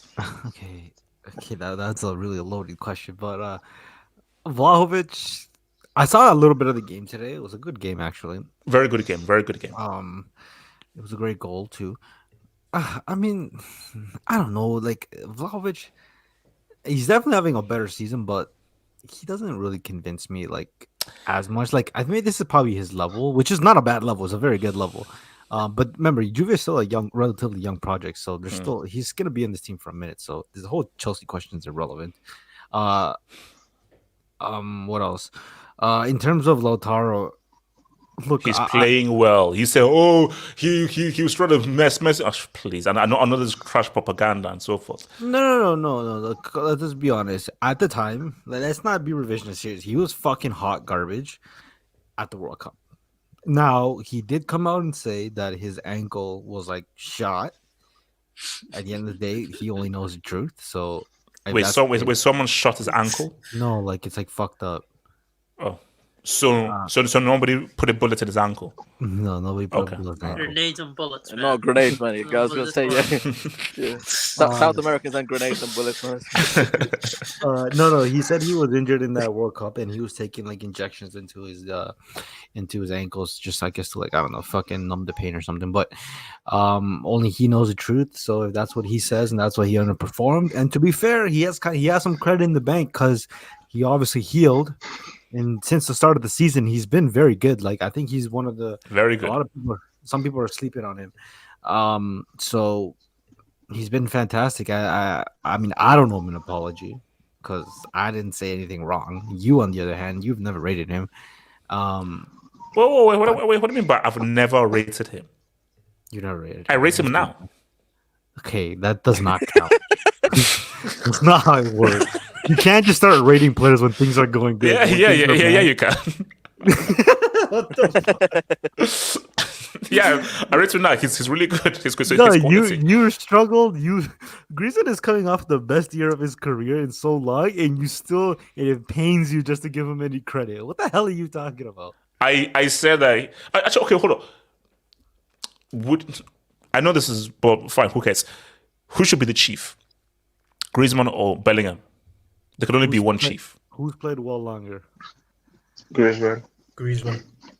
Okay. It has to be Griezmann. He's been the best player for a year. There's your answer. It didn't start just because of this season, bro. And why couldn't you do that in the World Cup final, the most important game? It is what it is. You already did in the World Cup. What did you do? What did you do? Wait, can I speak on this? Wait. Oh, the bell. No. Look, I agree. Griezmann. I will update the rankings and I'll make Griezmann a chief begrudgingly. So, Ricardo, does Lautaro deserve your apology? He's balling. He's captain. He's playing well. No, because I've said even when they won the Scudetto, when he was playing against when he was playing with what's his face Lukaku, I give him his credit there. I said that now we're seeing that Lukaku needs Lautaro because everybody that Lautaro has played alongside has benefited. Like Dzeko was another one who played really good alongside him. He's just good when he has a good partner beside him, and now we're seeing with what's it called, the Thuram kid. What's his first name? I forget his name. Marcus Thuram. Marcus Thuram. Marcus Thuram. Yeah. Wait, hold up. You don't know the great Lilian Thuram's son? No. I don't know his first name. I knew it was Thuram. Okay, yeah. Good. Yeah. Yeah, him. And so he's just showing again when you have a great strike partner, he's a quality player. But in Argentina, like I said, Why are you so protective on that guy? He said he was injured in Argentina. I don't know if I believe it, but if he says so, and then obviously he says he's fully healthy and this is the level he's at, then he might be right. Okay, if it's a rank Lautaro Martinez right, and based on the form, tier 1, upper tier 2, tier 2. He's one of the best players in the world right now, unfortunately. Tier 1, upper tier 2, tier 2. Tier 1. What? He is. Name me 5 players that have been better than him. Tier 1. Name me 5 players who are playing better than him. I can give Nico Jackson. I give you 3. I can give you 3. It's Griezmann, Bellingham, and Kane. Other than that, Lautaro he's been playing this well since the start of the season as well. Why not upper tier 2? Why tier 1 and not upper tier 2? Because you can't. Okay, answer my question. Name 5 players who are better than him. Why do I need to name 5? Why can't you just have 2 tier 1 players? Why do we have to have 3 tier 1 players? Because he's actually been very good. Like very good. Like isn't he like the second top goal scorer in like on top 5 leagues in Europe? Something like that. Like he's actually very good. Like I know I've called him in the past. He was showing impressions of Higuain. You can accept Kane as one of them, and then you could try to fight for the state 4, not 5. Okay. AK. What do we first of all? AK, can Vlahovic save Chelsea season in January? And what are we saying about Lautaro? On Vlahovic, I think That was a good finish today. I Very can't good lie. finish. Yeah, Very good. And also, wait, what was that celebration? Have people been criticizing him? It seems as if he was like, "Hey, man, like this goal just means something." He hasn't scored many goals at Juve, to be fair. Okay. But Allegri. that's due to the man on J Tours' AVI. You know what he said today, HH? What did he said? say? Juve is aiming for top 4, not the title. Yeah, he's aiming for 4th place, not a Yeah, challenge. in 4th place. So look, I that mean, guy is a weirdo, man. I mean, shout out to him, but on stacks. I think in court case, it's pending. It is pending, but yes, right. AK, continue. AK. Vlahovic is better than that bum Jackson you have right now. So we should go for him in January then. He would make a difference, but I don't know if he's available in January. So money talks. He's a very good striker. I think you have the money. The Juve move just like screwed him up because he does Juve are just Juve under Allegri are just like that. It's just a nothing club. Like you really don't care what goes on. Okay, you say that though, but I was looking at the team and those players. I'm like, bro, this team used to have Vidal, Marquisio, Pirlo. I'm looking at just the personnel. They're falling off. Ballers, HH. I mean, I'm not gonna lie here and say it's as good as the Juve teams of like 2014. No. Okay, that's what I'm saying. Like, if you look at that team, man for man, personnel, and you compare it to the very best of Europe in other places, they don't stack up, man to man, quality wise, personnel wise. They don't stack up. I think they have some of the best young players. Okay. In Europe right now, they're sitting on a gold mine of young talent. I think Ricardo might know him, the Matthias Sewell guy. Who plays on loan right now? He's balling out. There's Kenan Yildiz who plays for Turkey. He's balling out, and they have some other players. I think they have Moretti. They have a lot of great young players. Chiesa, he doesn't look back to his Euro. There we go. It's that injury because I want to now know how much that injury have affected him. But he doesn't look bad. He looks good. I can say that. He still looks like a high quality winger. I can say that about him.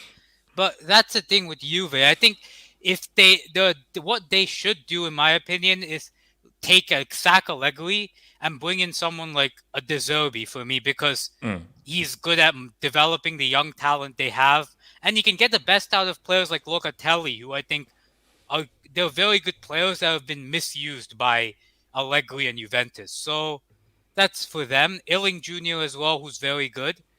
But on Inter, I mean, I've said it before. I am not going to rate that. I'm not going to rate Lautaro until he gives me retribution for his part in the Man City final.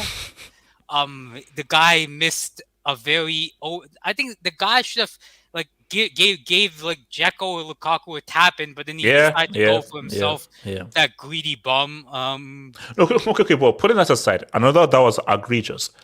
On recent form, he's been very good. Yeah, he's been very good. I have to concede that. But again, we talk about Lautaro, his biggest criticism is that he's not clutch. Let's see if he's clutch this year.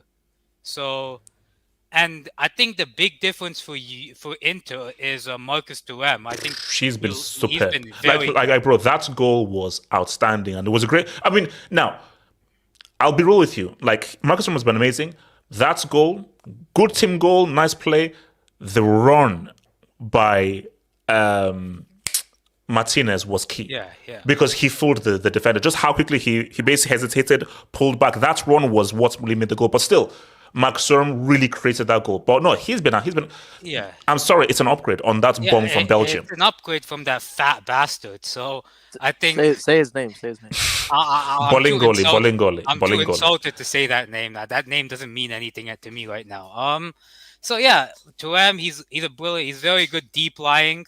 He has the ability to hold up the ball and receive on the half turn and run at players, which is very important for Inzaghi's system.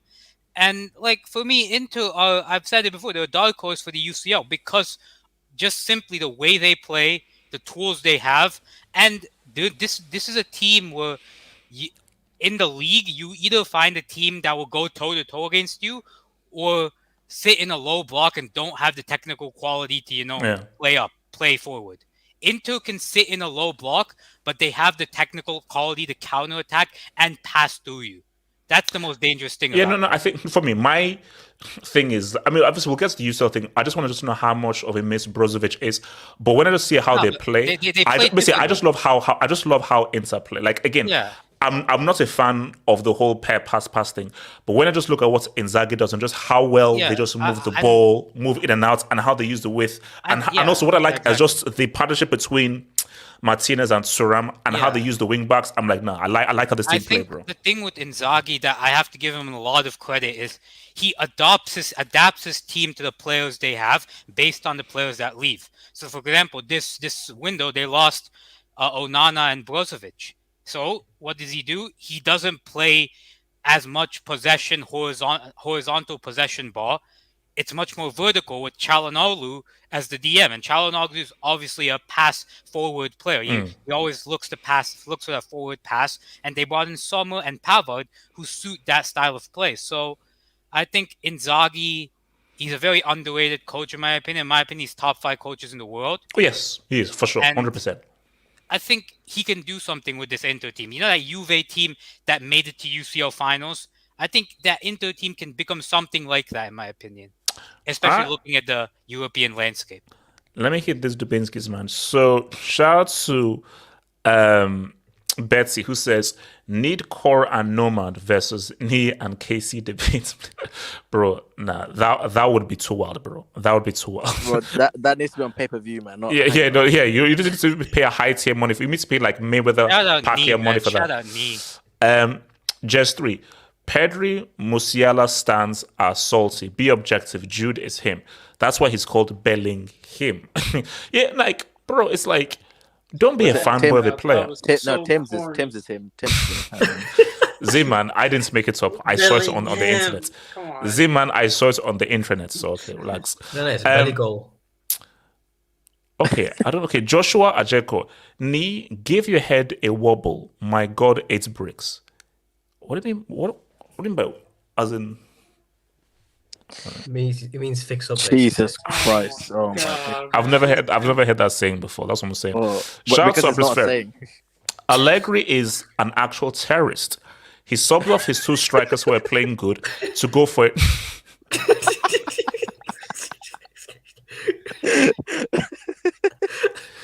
To go for a draw at home instead of a win to get first.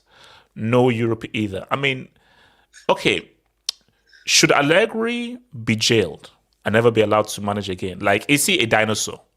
Also, you know what I heard today? Simeone is, AJ. He's what you think Simeone is. That's actually true. No, but you see, Simeone is evolving. He's improving. Allegri is doing what was cool 50 years ago. No, that's what he's doing. But can you say what was cool 50 years ago? No. The problem is he's not trying to do what's cool 50 years ago. He's just trying to survive. That's what he's trying to do. Like this guy would rather go for a draw. That's what gets him excited. But Simon, how do you go for a draw at home? I remember like 2 games ago, these guys had 20% possession and they scored 1 goal. Bro, do you think Allegri? He doesn't care, bro. Do you think Allegri's like he's trying to not finish higher up the table because I feel like the punishment will be more severe. Okay, so you're saying that the higher they are, the more people will be like, nah, we're really jealous. Yeah. So if they're 3rd or 4th, who cares? But if you're about to win, let's actually now try to investigate. Wait, HH, you said that Simeone is evolving, right? You're trying to set me up. Okay, so if he's evolving, which you admitted to, how come Simeone can evolve from a terrorist to playing good football, but Mourinho can't? Can I respond? My response is give Mourinho Morata. Give Mourinho Jimenez. Give Mourinho Griezmann. Give Mourinho Carrasco. Give Mourinho Correa. Give Mourinho all of the amazing tools they have. Mourinho is working with grass. He's working with dust. Wait, he's working with the best number 9, number 10 in the world. That is true. Well, what? A Dybala who's injured every single second, and Lukaku. No. Lukaku is the best number 10 number 9. He's a cam, man. Shout out to Abrisfair. Thuram leads Serie in assists. What? Really? It should be Lukaku. Is it the top assister?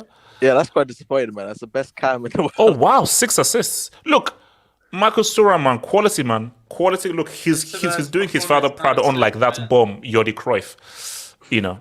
Wow. Wow. Random straight, man. Didn't you say Cruyff is overrated? Yeah, boy, his son was trash. No, bro, because I remember when like he played and I was like, oh, this is the great Cruyff son. I was like, man, this guy's garbage. But actually, no. Actually, no. Do you know who was worse? Guys, Callum Best didn't even bother getting into football. The guy became like a social media Big Brother merchant, bro. I'm like, bro, you're the son of George Best. Would you even try though? Would you even try? Is he like Mahomes' brother? What about Clivert? What about Clivert? No, Justin, didn't Clivert just score his first goal for Bournemouth? I mean, look, my thing though is, no, he plays for Bournemouth, doesn't he? Justin Clivert. Wait, AJ, who's the best son of a famous footballer? Probably Maldini. Maldini have like 3 generations. That's true. That's a good one. Cristiano Jr. I know, Marcus Alonso. Wait, didn't you do a tactical breakdown on Messi's son? You were like, look at that control, man. They were literally playing inside the fucking No. man. That's a good question. Who is the best son of a father who was really good? Now, Thiago's father was pretty good. He was in the '94 World Cup squad. His dad was good. What about Busquets' father? How good? No, his father wasn't his father a keeper? Well, I mean, still a player. He's still a professional player. No, but Holland. No, but I'm saying in terms of your father was really good. No, I got you. Closest, Kasper Schmeichel. I think that's the closest. That's the closest I can think. I heard Maldini's dad was really good. Oh, Cesare Maldini. Yeah, I heard he was very good. Yeah, you could say yeah. Do you know what? You could say that. And Maldini, Maldini surpassed him. Yeah. Did you watch him live?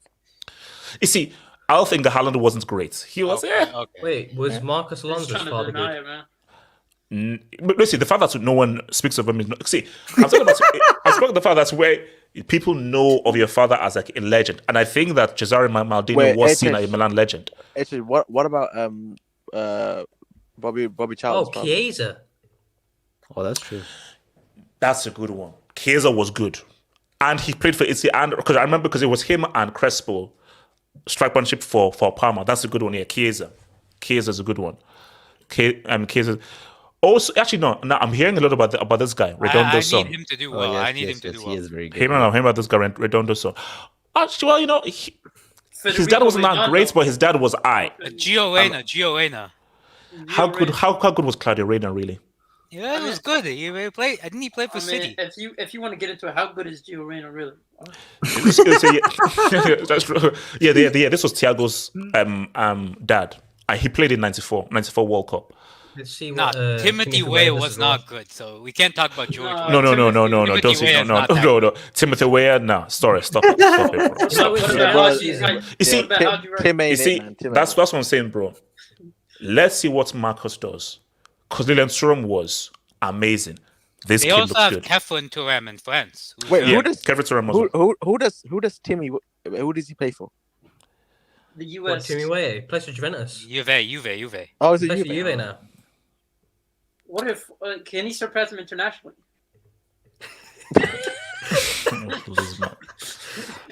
So what's it called? Abri's fair. Juve only have the league to play for and are subbing.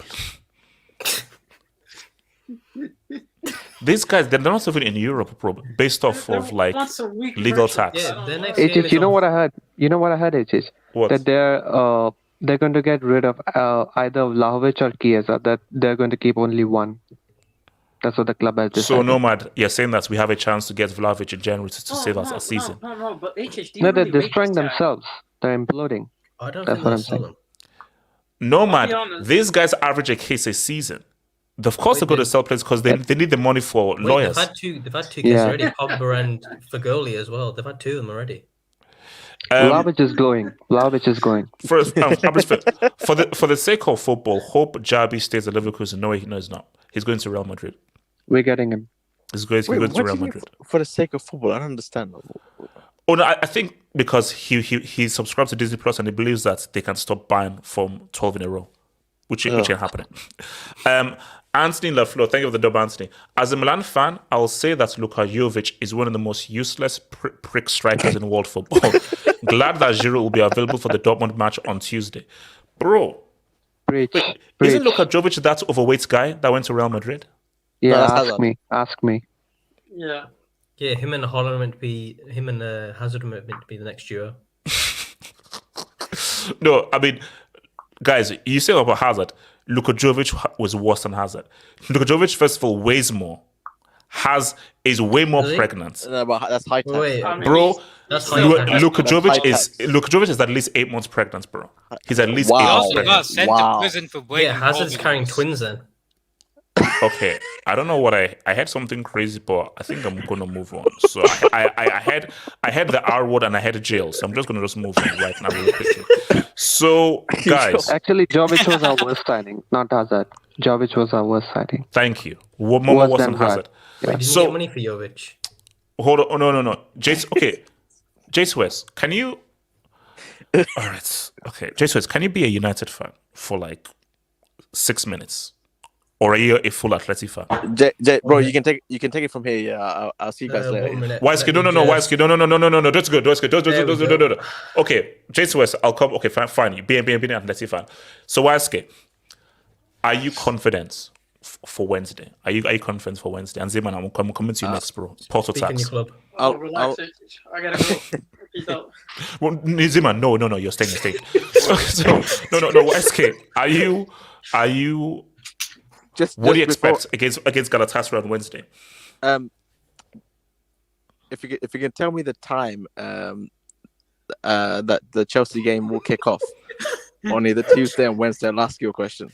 So well, no. Okay, no. But so that's a really good question, and my answer to that is, as the legitimate UCL defending champions, I will get back to you with that. So I have because I've got to call the UCL office because there's a special UCL phone line that are strictly for guys who defend. So if you're like the defending UCL champions, there's like a specific UCL room. So when I go to that UCL room, then I'll get back to you when I go into that UCL room UCL. That's a great point. But surely, I mean, maybe I'm wrong, but surely to defend a trophy, you have to be in the competition to defend it, right? Or am I just missing something? No, unless you win it through away goals, we're still the defending champions, the legitimate defending champions. Can you please speak on Galatasaray and whether you believe that United can beat Galatasaray? Yeah, I mean, personally, I think. Okay, he left. That's just immature. Internet text, man. That's just immature. Okay, AK Galatasaray United. Who's your money on? I mean, firstly, a shout out Istanbul, shout out Galatasaray, shout out the Hagia Sophia, shout out all those things. The hell? Okay, fine. I tried to get tickets for this game. I couldn't get them, unfortunately. They were all sold out. I tried to get them like last week, but no, to no avail. But here's the thing. Wait, you live in Turkey? Yeah, no. I was gonna go to Turkey for the game. So unfortunately, the thing is, I mean, United are going to hell. Let's keep it real. United are going to hell. The atmosphere is gonna be crazy. And am I really gonna trust Victor Lindelof under the Galatasaray atmosphere? Am I going to trust Scott McTominay? McSauce. Under the Galatasaray atmosphere. Shout out Kobe Mainoo. He was very good at Everton. But is he going to survive? For 17 years old, is he going to survive the Galatasaray atmosphere? Keep in mind, this is a must-win game for United to even have a chance of being in the UCL. I don't know how. I don't see this ending well. I'm not gonna lie, especially seeing what Galatasaray did to Bayern Munich. I mean, I don't know HH because Bayern was suffocated that game. For the first half, for the first 70 minutes, Bayern was suffocated, and Bayern have a better attack than United. To be fair, I don't think Rashford is available for that match. That might actually be a blessing in disguise. But we're not. It's not a big miss. Come on, it's a blessing in disguise. Actually, they have Yeah, Anthony like he's an effective. they have Anthony instead. So is it, what? Imagine Anthony in the Galatasaray. Yeah. That's your alternative. They might be chanting good at fighting though, so they might be chanting something in Turkish. You never know what it means. So basically, you're saying you don't give United a chance. So basically, I think at most it will be a draw. I don't see United winning. I think it will be a draw or a Galatasaray win. So United have to fight for Europa League against Bayern on match day 6. Oh, ouch. So that might be something. Zimon, what are you saying, bro, about this United Galatasaray, man? Well, Rashford he's suspended, right? Yes. So they're dealing with so they got Rasmus and your boy Martial and Højlund's who else? Garnacho? No, Højlund's injured. Oh yeah, Højlund is injured. Same with Eriksen. Yeah, and that midfield doesn't look good enough. Like, I gotta be honest. Oh damn! So if United lose this, they are screwed. If United draw, they're out. They can't progress. Wait, hold on, no. If they draw, If they draw, if they draw, then they need something against Bayern in the last game. But the problem, then yes, they have to hope that. So if they have to hope that Copenhagen beats Galatasaray. They must win, HH. They must win. No, HH. They have to win because even They've if they gotta get win. a draw, they're still head-to-head. Copenhagen is going to still be ahead.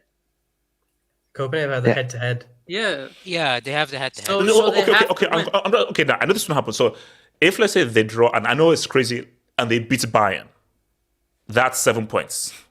Yeah, but the problem is they're going to have to depend on Copenhagen and Galatasaray to draw, right? Oh yeah. They have to win. And then Galatasaray have the better head-to-head as well because they've won one and drawn. Yeah. So the problem with these guys is like they have to win the next 2 games. There's an FN. Like for me, it's just a matter of I don't think these players can handle the pressure. I generally don't think they can handle the pressure. They already have an injury. Copenhagen could add some balance to the midfield, but I don't think him by himself can do that much. And their defense, man, they could be got out. Like I think, for me, I don't see a way for them out. Even a draw is not something to celebrate about, because you could still end up, hypothetically, you could still end up, ending up in 4th or worst case scenario, Europa League, which I know Man United fans don't want Europa League again. So for me, I don't see any hope for them. Like I generally don't, because a win is not even enough. So are you saying that a win is impossible? No. A win, even if they get a win, they have to depend on Galatasaray and coping mechanism to get a draw. Okay. So it's like because if they win, that's 7. That means then they have to hope that then they have to hope that Copenhagen and Gala draw. Yeah. So for these guys, like hoping for a draw is crazy. Watching a game for a draw, I mean that's crazy. And also, are Galatasaray at home or are they away for that? Or is that Copenhagen at home? Copenhagen at home. Copenhagen at home. It's too late, HS. It's too late. It's difficult. They needed a draw minimum against Copenhagen in order to get a chance to make it out of this group. Yeah. That's L didn't help. Yeah, that L didn't help. No, so for these guys, it's just I don't see a way out for them. Bayern, the only problem is Bayern. Like from personal experience, Bayern in their 6th game, they're probably not gonna go easy on them, bro. No, they're gonna see them as a practice. Hold up. When they won the treble, didn't they run the table? Didn't they? Weren't they like perfect, all wins? Yeah. So They have like a streak of like 30 something like wins in the group stage. Yeah, so it's like they're the kind of team that like, no, we want a complete perfect record. So even if they rest their players, that's not going to be enough. Like even if they rest their players, I still think Bayern have the capability of beating them. And that game is at the Allianz or Old Trafford? No, Old Trafford. Old Trafford. It doesn't matter either They way. played away last time, so it's difficult. I don't see hope for them, man. It's gonna take a miracle, and I mean, but Zeman, it's a Champions League. You never know. It's Champions League. You never like. Look, it looks bad. It doesn't look promising. But if they can put it this way, it doesn't look promising. But shout out to Starbucks. It could be a situation where they get results against Galatasaray. Bayern put out like a B-string team. United play the game of their lives. So Bayern play without Kane, without either Sane or Coman, because they want to rest guys for a Bundesliga game, because like what's the point? United play their best ever game. And if they can now get a win, so look, it is not impossible for United to beat a B, C string Bayern team at Old Trafford. That's not impossible. It is impossible for United to beat Bayern's A team. That's not happening. Bayern's B, C team should still win, but we're not saying it's impossible for United to be unable to beat Bayern's B or C team at Old Trafford. I mean, HH, let's be real. Even if they do get through, like, it's just a waste of time. They're gonna get smashed. I know. By any round of 16 like team. Yeah, let's be real. They're going Europa. They're going Europa. No. My thing is, United fans. I've been in this situation before where you're trying to do calculation, be a calculation merchant. If this happens, if that happens, like just keep it real. Like I generally, there's too much things that have to go in their way. And I just don't see everything lining up in that manner. That's a high probability. There's a low probability of all that happening, because at one point you're going to be relying on a draw, bro, hoping for a draw or something. If it comes to that state, then I don't see a way out for them. All right, Ricardo. Now let me come to you here, man. Let me speak on my son. Ricardo. Barca. No, wait. Porto. Let's talk about you. Okay, fine. Let's talk about Barca. Yes. Thank you. I wanted to speak on my son, United. But, I thought we were talking about a certain team, certain Parisian team. No. Save the best for last. I'm leaving that. That's gonna be beautiful, AK, like a good story, you have to build up to the crescendo. So, Ricardo, Javi does not, because water on the campfire. Because Zeman, I saw you in a space that was titled "Is Barca Finished?" It's a long story. It's a long story. I've been active in space too much. I know you've been active in space. So Ricardo, my thing though is, people are saying if Barca come second in the group, Xavi should be sacked. Yep, and decapitated. So, okay, all right. FC Porto, what do you say? Well, we have Iñaki Peña in net. That's the start. Like, I know Ter Stegen is a terrorist, but we might have one of his disciples in that. Look, if we don't come first, pause. Oh wow. Okay, so hold on. Okay, let me just criticize. So if, let's say, you were to lose this game, the Twerps are not getting a single point. So if you were to lose this game, and Sharks dunk on the Twerps as they should, we would need a win against the Twerps away. Okay, so is it goal difference first or head-to-head first? It's head-to-head first. Head-to-head first. We got like a draw on that. Look, AJ, I'll be honest, bro. I've mentally checked out of this season already. No, Ricardo. Ricardo. If there's anybody that should mentally check out, it's this guy here, and I am still writing different standards. And me as well. The only thing that's giving me life is Ronaldo Saudi goals. Now, okay, Ricardo, okay, so FC Porto. How do you think is? Do you see Barca somehow screwing up and actually losing to FC Porto at home? To be honest, yes, like I'm not saying they will, but yeah, because we shouldn't have beaten Porto, if we're being honest. Like we got away with that one. Fuck, man. Like Xavi, like I said, I'm mentally out. Like the injuries, Lewandowski. Like January can't come fast enough, man. We need that.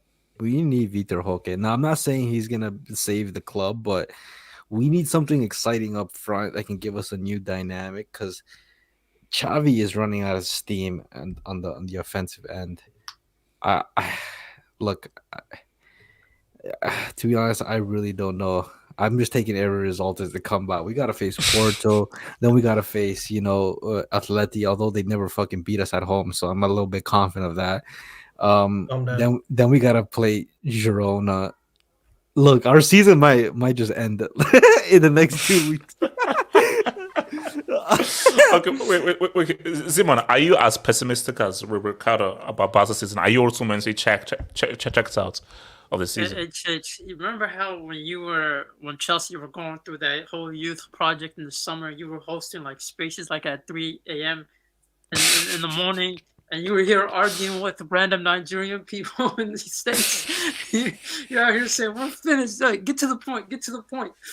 Bro, that's what I'm doing in spaces. I'm literally like looking at it, I'm just like, guys, I don't know how you guys can have hope, man. I'm just here trying to spread the truth. Okay, Simon, is this as extreme as Barca is doing? Okay, okay. Let me ask you, how important is this game for Xavi's future? This game on Tuesday against FC Porto. I think it's from a Laporta standpoint, the management. I think if he comes in second, he's still going to keep his job because these guys aren't willing to do anything because of finance tax and Laporta really loves backing his manager to the nth degree. Like I said, we seen that with Frank Rijkaard. We seen that with Koeman when this guy was literally talking shit about him to the press conference, to the press people. So for me, it's just like I see him keeping his job even if he ends up in second place. But after seeing us being held on gunpoint by volcano geologists and seeing the way. Seeing the way we dealt with that, I have no hope for this club like this season. I'm telling you, these 3 games could literally like define our season. We could be 12 points behind. We could end up fighting for second place against Antwerp at home, which they're going to be up for it. If we end up losing that, then we're knocked out to the Europa League, which is somehow worse. Okay. So is there a scenario where you lose to Porto, but you beat the Twerps and you come third? Or no. Is there a scenario where Barca can come third? No. The only scenario is if we lose to Porto and then we lose to Antwerp and Shakhtar Donetsk ends up winning against Antwerp and Porto, then we would end up getting knocked out to Europa League, which is worst case scenario. But again, I don't see any vision. Like I see nothing to look forward to. I see this team as not having a balanced midfield. And the last game against Porto, I've even said it here. We play like dog shit. Porto should have gotten a point out of this minimum, like 3 points if we're being honest. The way we were playing, and I feel like this is if we get a result, it's going to be another smash and grab. This is gonna be like let's just try to make it through. Let's just get the 3 points. Let's get the draw that secure us first. Secure us, into the next round 16. But it's not looking good, man. It's not looking good. Okay, let's. Can I speak on Barcelona quickly? Oh yeah, okay, go for it. Speak on it, AK. Firstly, if there's anybody who should be mentally checked out this season, it should be me. But that's beside the point. I mean. XAVI. I must say 10th. I must say 10th, and they finished 12th last season. We tied your satellite team. We couldn't beat your satellite team, your feeder club. So you tell me how hold bad. Up. You are 12th. Damn. Okay. Shout out. Exactly. We couldn't. You're lower than Chelsea. Yeah. There you go. So I think things ain't that bad. It's Chelsea. Sad, it's just sad, man. At one point, but XAVI. I mean. We have to remember that Barcelona had the easiest Part 2 team, the easiest Part 3 team, and the easiest Part 4 team. Yeah. If you don't make it out of Europa, if you don't make it out of the group now, like, I mean. Oh no! Ike, no. That's not up for debate. What's up for debate is that don't see there come second. For me, second, that is a disaster. Even second, HH, like, come on, man. What is this? Like, No. Okay, but okay, you said that though. Are you confident they beat FC Porto based on the injuries they have? They have no. We choice have no but to. injuries. We just have a bum manager. HH. They have no. It's only they have Gabby no we're choice. missing. That's it. It's only Gabby we're missing. They have no choice but to. If we're being honest, let's be real. Barcelona, since I think they scored 5 goals against Betis and someone else. Antwerp. Antwerp. Have they played well since then? No. The That was last September 19th, by the way. I think Wait, the last- I think the first half against Madrid, that was their best performance. But other than that, they haven't really played well. So, like, I mean, okay. If you were wait, hold up, if you were a betting man, who would you say wins on Tuesday? Barca, FC Porto, or do you think it's a draw? I put 'Cause my money on honestly the draw. don't know. I put my money on the draw. I don't think Barca. I'll be real with you, bro. I like that. I actually don't know because it's a way Barca's at home, but I don't have confidence in Barca winning. And I do see a strange warped scenario where FC Porto may just do like a smash and grab. Yeah, I mean, now that would make for an amazing stream. To be fair, Barca fans, you're still in 3rd place. You're still first in your UCL group, and you don't have an ultras group threatening to kill your owner in case of any bad situation. No, that's real. Yeah. Okay, guys. So let's not get to the main topic. So before I come to J Swiss with this, and then to Nomad, and then to actually no, first to Delta, J Swiss, then to Nomad. PSG Delta. Damn, bro. Wait, are we talking about Chelsea? PSG Delta. It's been a minute, man. Yeah, Delta, how have you been, bro? Delta, how have you been? You been good? I'm doing all right.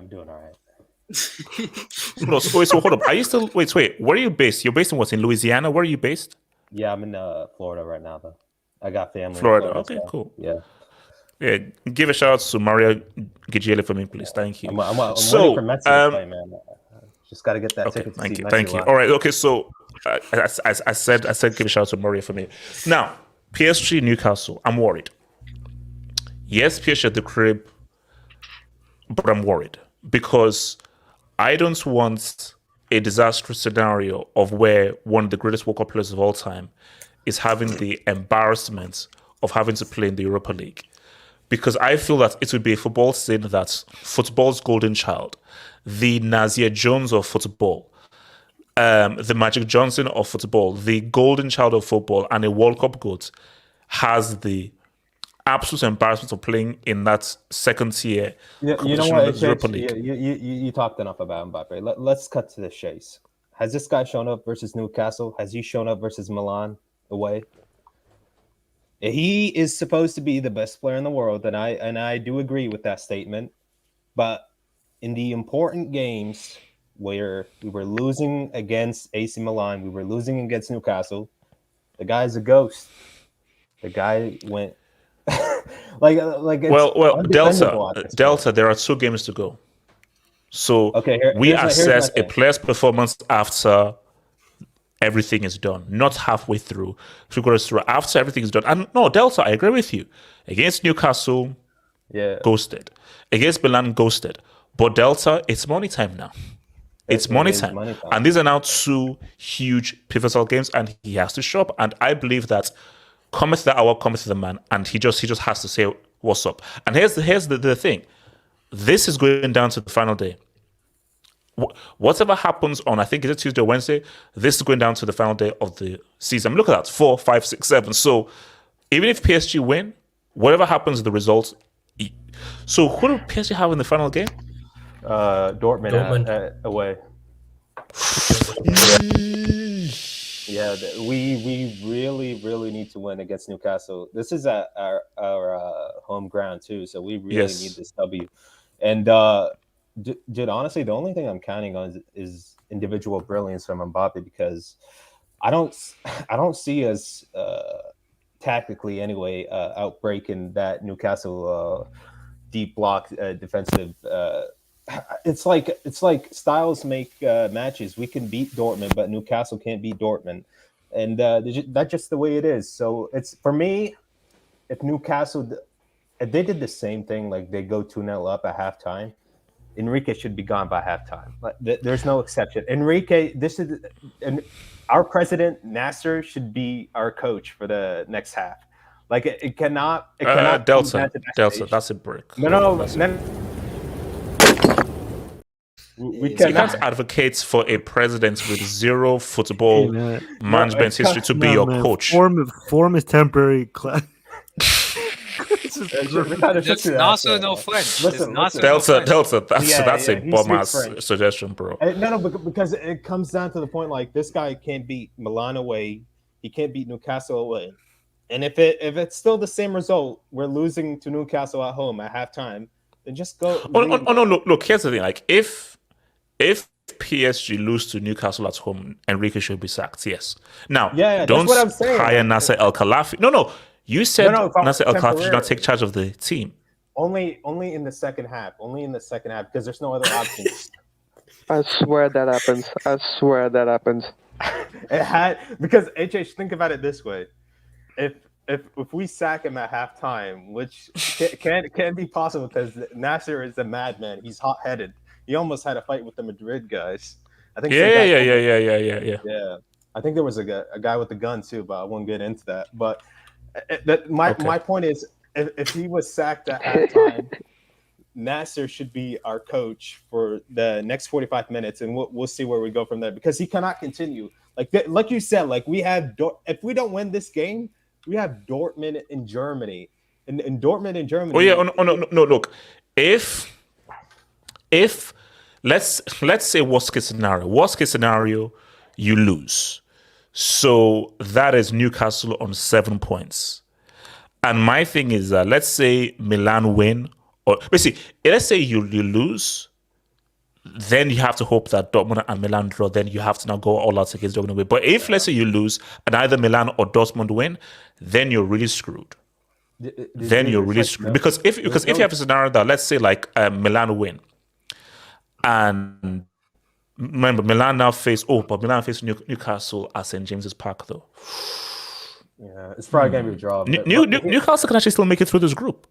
For me, honestly, Newcastle can still make it through this group. There is no excuses for Mbappe not to perform. Because my thing is, we got his WhatsApp buddies. No, Delta. No, Delta. Do you know what's real? It's about the Dortmund game. Mbappe has performed so far at the crib. It's really been those away games, and for me, that Dortmund game might be make or break. No, as you said, away games, and these are crucial if you want to win the Champions League. Now, I'm not saying we're gonna win the Champions League. No, of course not. But I'm saying if you want to progress as a team, Mbappe, who is supposed to be our main star, he is supposed to be the Messi of Barcelona. And the CR7 of Real Madrid, whatever.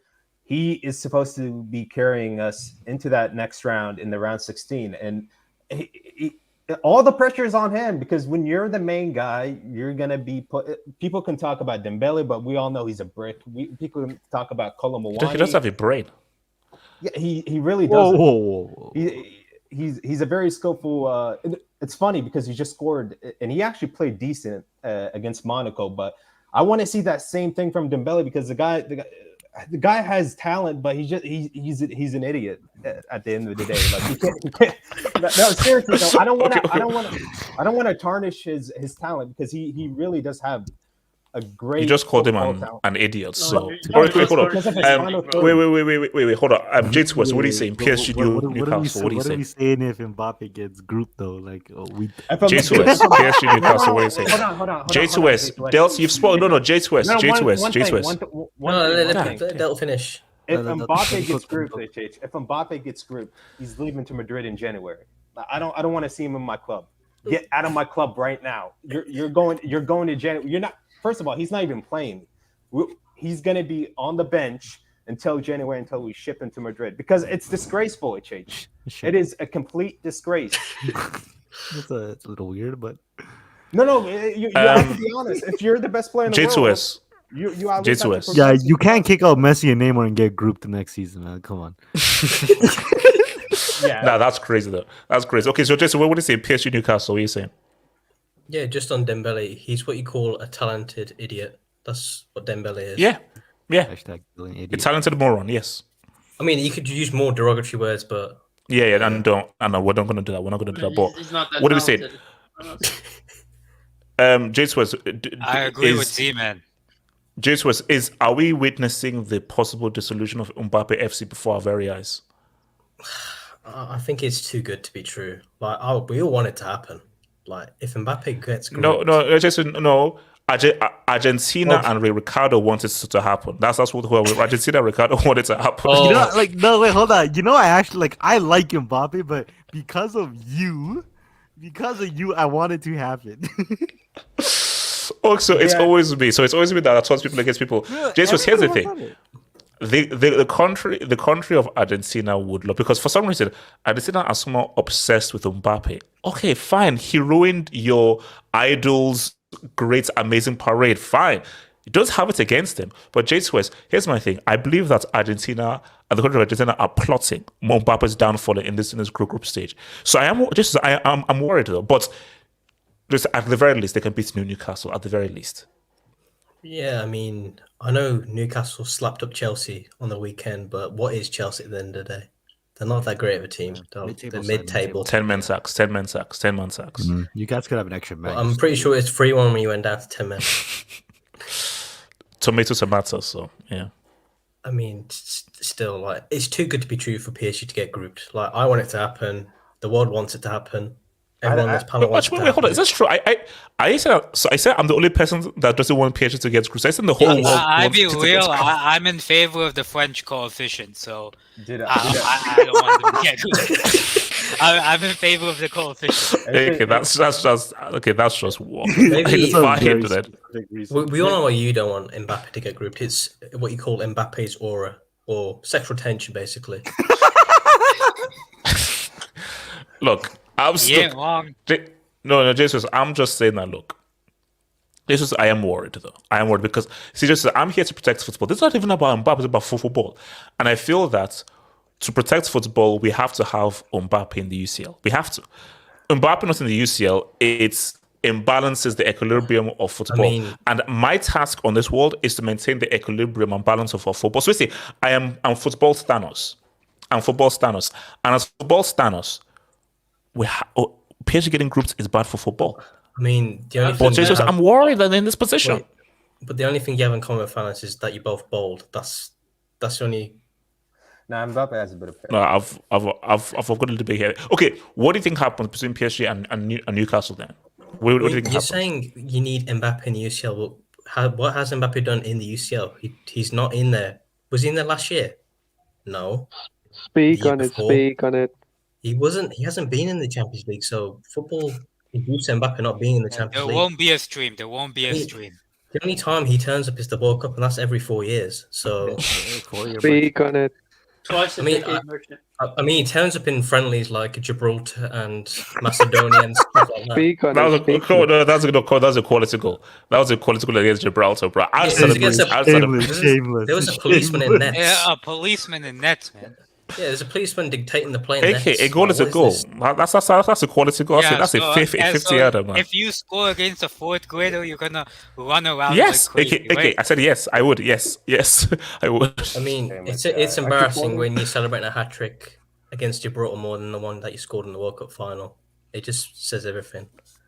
You know. No. Come on, because he was about to go into penalties, bro. So he was focused on scoring his penalty, and then his team let him down. I mean, that's what he really did in that final. To be fair, score penalties. You know, how are you still coping almost a year later? Wait, hold on. No, what do you by penalties, Jesus? Did you see that? Jesus, he did a freaking neo, had to contort his body, stopped in freaking midair, and did like a scissors kick while freezing himself for 5 seconds. This guy is still coping. How many words? Yeah, but we saw Bellingham do that, and there was a tap in, so Mbappe scored a tap in.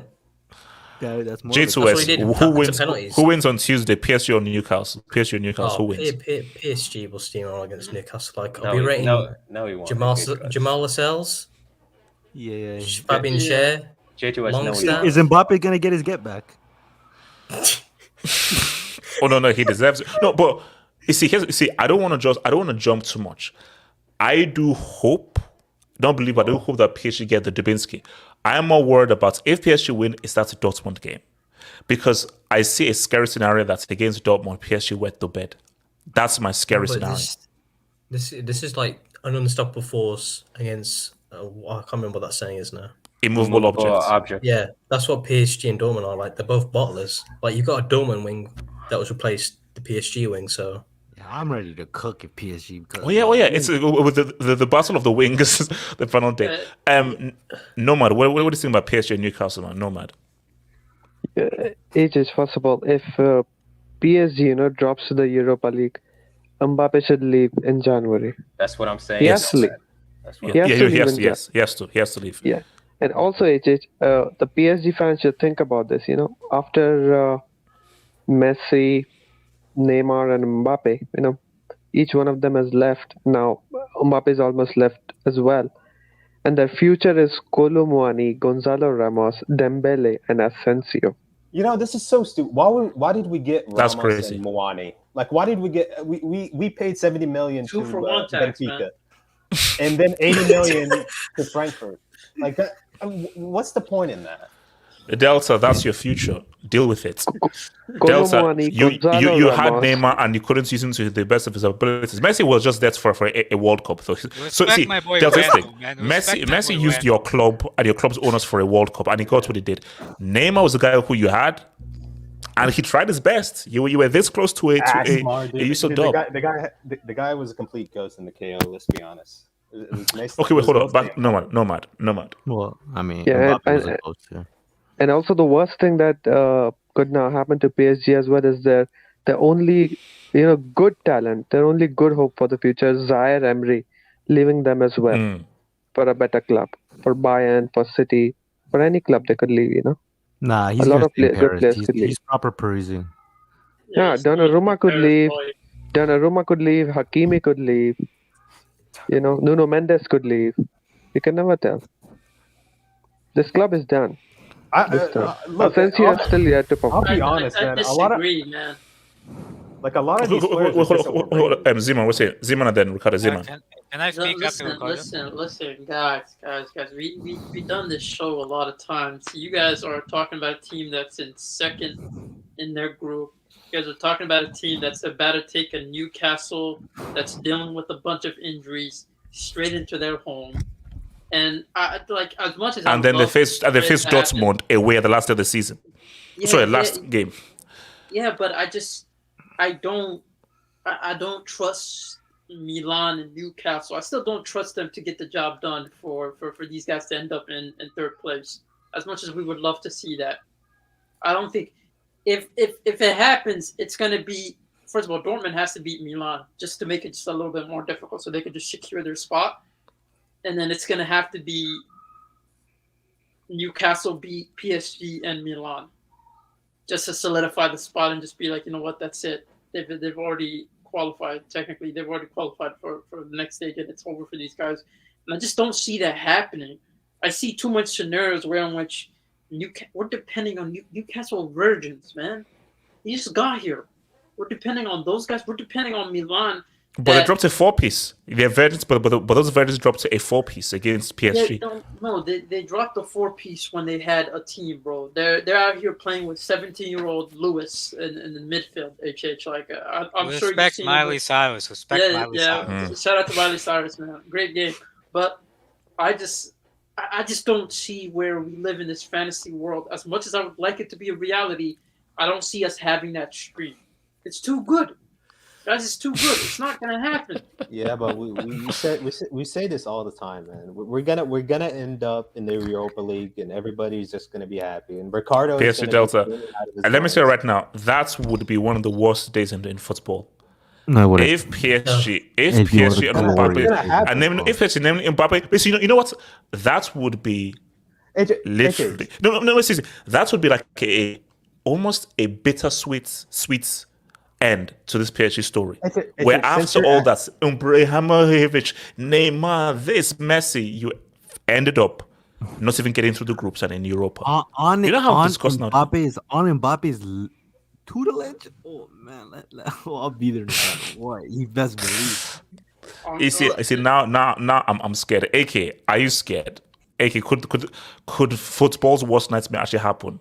Football's golden child in the Europa I did League. some, permutations and calculations. So if PSG beat Newcastle and Dortmund beat Milan, I'm pretty sure PSG and Dortmund are through. Can we just check? Can you just check that? For me? Dortmund beat Milan and PSG. So basically, Dortmund are on 7 points, PSG are on 6 points, Milan are on 5, Newcastle on 4. That would work. Yeah, that would they'd work. qualify because then they'd be on 9 and 10 points. No excuses, Mbappe. You have to show up. There's no excuses. Look, I can. Okay, wait. Is there a scenario? Is there a scenario if PSG beat Newcastle and they lose to Dortmund that they can still go through? If Yeah, Milan they can beats because Dortmund. if Dortmund beats Milan, that's basically both. If PSG have to beat Newcastle, and if Dortmund beats Milan, then that's both of them already through. I think Dortmund just. Okay.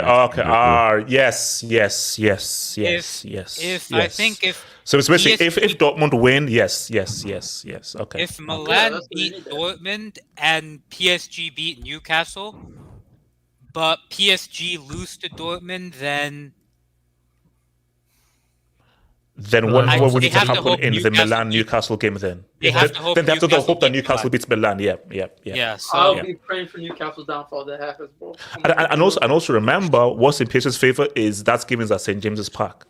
Correct. So, but I think I'll be real. I think PSG gets to because I believe PSG have not lost like I think in like the last 4 something years they've lost only one group game at home, and that was against Ollie's Man United. That's something, but so I think they'll beat Newcastle because as much as they beat that bum team in West London, we all know, it's a bum team in West London. We're going through a transition. Okay. What, you on hormones? No, They're getting testosterone blockers. Yeah. What's my But anyway, so I think. Are you guys getting estrogen shots, by the way? Yeah, you guys getting testosterone. You're lucky I don't have my whistle, man. All right, AK, continue. Puberty blockers. Hormone blockers. Can you bring up Splashnet's comment, please? No, I can't. Splashnet, that's a borderline red. That's a borderline red. Yeah. Continue. Okay. So PSG. So this game though, you expect them to win at home? I think they should beat Newcastle, and I'll be real. If what PSG Delta says happens, they fire Luis Enrique and Nasser. Think of it in this scenario. They're losing 2-1 to Newcastle, and Enrique gets sacked in the half. Nasser comes in, and they beat Newcastle 3-2. Luis Enrique, we're looking at you. We're looking at you. Okay, very simple. If that happens, it will be the first time that an individual has a wing built for them. So... Yeah, that's true. That same night, the Luis Enrique wing will go up, and the El Khelafi might as well remain manager till the end of the season. Shout out El Khelafi, man. Would this be the first time a president becomes a coach? No, hell yes. Top Ollie's already done that. He gives dressing room speeches. Oh, what's 4-4-3? Yeah, just check this again. I think PSG in the group stages have only lost once at home in the last 4 to 5 years. Yeah, but I think it's gonna be a draw. That was against United. Yeah, in the knockout stages they've lost at home multiple times. So. Yeah, AK, I don't think we're gonna lose. We're gonna draw. It's gonna be 1-1. Wait, can we work out the combinations for that, please, AJ? I think it's wait, if they draw. So if they draw, that is 7 points. That's Newcastle on 5. So. That means they can only get a maximum of 10 points if they get that draw. it's still a bit tricky. Then they'll have to hope that. Dortmund beat Milan. Milan. I think that Dortmund win, and then they have to just go all out against Dortmund. Then, or they want Milan to win, and then they just have to now go out and beat Dortmund, because if they were to draw on 7 points, and Dortmund were to win, they go to 10 points. That would make the last day interesting. See, I have a very sneaky feeling that this is going to go into the last day, and something crazy is going to happen. Guys, I'm very worried. That happens to PSG. Can I speak on this? Can I speak on this? Can we also talk about after this? Can we talk about Man City, and can anybody take the UCL off them? No. AK, that's the answer. No. Answer. Here's the thing. How can he take the UCL off a team that financially dopes and is funded by an oil rig? Win the UCL this year? Yeah. No, because the team is financially doping. How do you beat a team that's financially doping? Ricardo, what are you saying? Ricardo. Look. He didn't financially dope. I'll be honest. I think PSG are gonna go through. All right, and this is all fun and games. Oh, here comes the reverse jinx. No. I genuinely do. If I'm a betting man, I wouldn't put it past Mbappe to beat these scrubs. You know, the stakes are high. The big games, the big players show up. Not matter. This is only a group stage game, so I don't think the stakes are going to be that high. It's kind of an expectation. But because of HH, I want other things to happen. You know, I'm all about seeing Mbappe be great, man. You know, my goat left Europe, so I gotta hop on another bandwagon in Europe, and I'm hopping on the Mbappe train until he goes to Madrid. So, no, hold on, wait. Aren't you still hoping for him to go to? Because I saw something on Twitter and X videos of like a Barca fan saying, "Oh, only Mbappe can save us." Wait, what's your favorite category in X videos? No, look. Until he touches Real Madrid, I'm a fan of it. I'm a fan of it. Wait, so, you're a fan of who? That's so wild. No. Until he touches the Real Madrid jersey, I'm a fan of Mbappe. But look, for me personally, I can always separate the player from the person, right? Ricardo, are they going to beat Newcastle? Well, hold on. I'm working my way to that. Okay. I always try to separate the player and the person because, like, for example, yesterday, I was jamming out to some Kanye West, right? I was having a good time. Like, yo, this guy has bangers on bangers on bangers. But I'm like, this guy is quite literally a piece of shit. But whatever, that's for different. And Mbappe, great player, man. Fantastic player. Love watching him. But he's a xenophobe. So... Wait, are we still pushing this agenda, bro? Oh, hey, wait. Hold on. Why don't you like French? Why don't you like Jaws? Because he's a racist cannibal. Oh, well, there we go. So I'm keeping the same. Ricardo, don't you dare compare Mbappe's footballing statements to an actual racist. Don't. What's the difference between a xenophobe and a racist? First of all, Mbappe is not xenophobic. Mbappe just said that South America's football thing is so him saying that South American football thing is lower. That's an opinion. No, that's one factor. Because I remember a lot of reports saying South American gang, and then you see who ends up leaving PSG. One by one, it was South Americans. I'm just saying, right? It's not a coincidence. So he's saying he's allied with Le Pen. I was saying he wants to make PSG French again. Look. All I'm saying. Well, Le Pen is a bit more extreme. Hold on. All I'm saying, he is from France. Shout out to all my French people, but there's some scary dialogues. I'm hearing, they're not a big fan of. Shout out to all my Muslims out there, and we have a French player acting very French, and unfortunately, the culprit of Mbappe's actions are South Americans. So I can't ride with that, and so So that's why you're praying for his downfall then. Well, as a person, I'll enjoy it, but as a player, I hope he goes through, man. I want to see greatness. Are you saying Mbappe is a fit Ruckus? He's just a fully fit Ruckus, Uncle Ruckus, man. Look. Basically, look. My thing is, I'm saying, guys, that I'm just worried. I'll host a show. I'm just worried because I just don't know what's going to happen. But hold on, Abris first says nothing to worry about. Wait. Hopefully, Arsenal gets Sociedad or Inter in round of 16. You see, now that's the thing though. That's gonna be the hardest draw. Like, Do you think that's whoever gonna gets be the hardest draw? Bro, I'm glad I don't got Real Sociedad, man. Yeah, Sociedad. whoever gets the Inter Real Sociedad, that's the hardest thing you can get. I'll be Leipzig. What about the PSG and if we Zeman, if we get Real Sociedad, do you guys think we'll beat them? I'll be honest, I don't know. Bro, I don't know, bro. I don't know. Delta, over 2 legs, I don't know.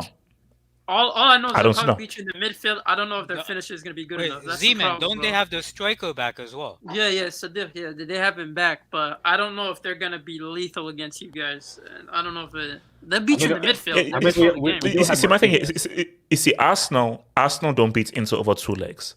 Arsenal Sociedad, good game. It could go either way. Arsenal do not beat Inter over 2 legs. No way. No, that doesn't happen. No way. Like, Simone Inzaghi is just too good at a tactician. So what about Martinelli, the face of Brazil? He's the face of Bolivia. Shout out to Nemo. Seriously, how the F did Barca win La Liga by 10 points last year? Zeman? Winter tax. Defensive tax? No, we were just better than everyone else. It's that simple, bro. Get your defense up, man. Winter tax. That's not our problem. You can't defend. Get your defense up. Wait, no. Zeman, I'm not letting you to get away with that. So, Zeman, you move from tiki taka. Exactly. Zeman, don't let him go. Don't let him go. No, hold on. Zeman, a Barca fan did not just say no. Is a Barca fan who has seen the likes of Rivaldo, Figo. Exactly. Xavi Atreides is a mentor, okay? He sees things we don't see, so he got his defense up. I said, get your defense up, guys. You know what, guys? I will see you guys. Remember, guys, Monday members hangout where things go crazy. See you guys on Tuesday for the UCL hangout. Peace out. Stay true. One. Hala Madrid.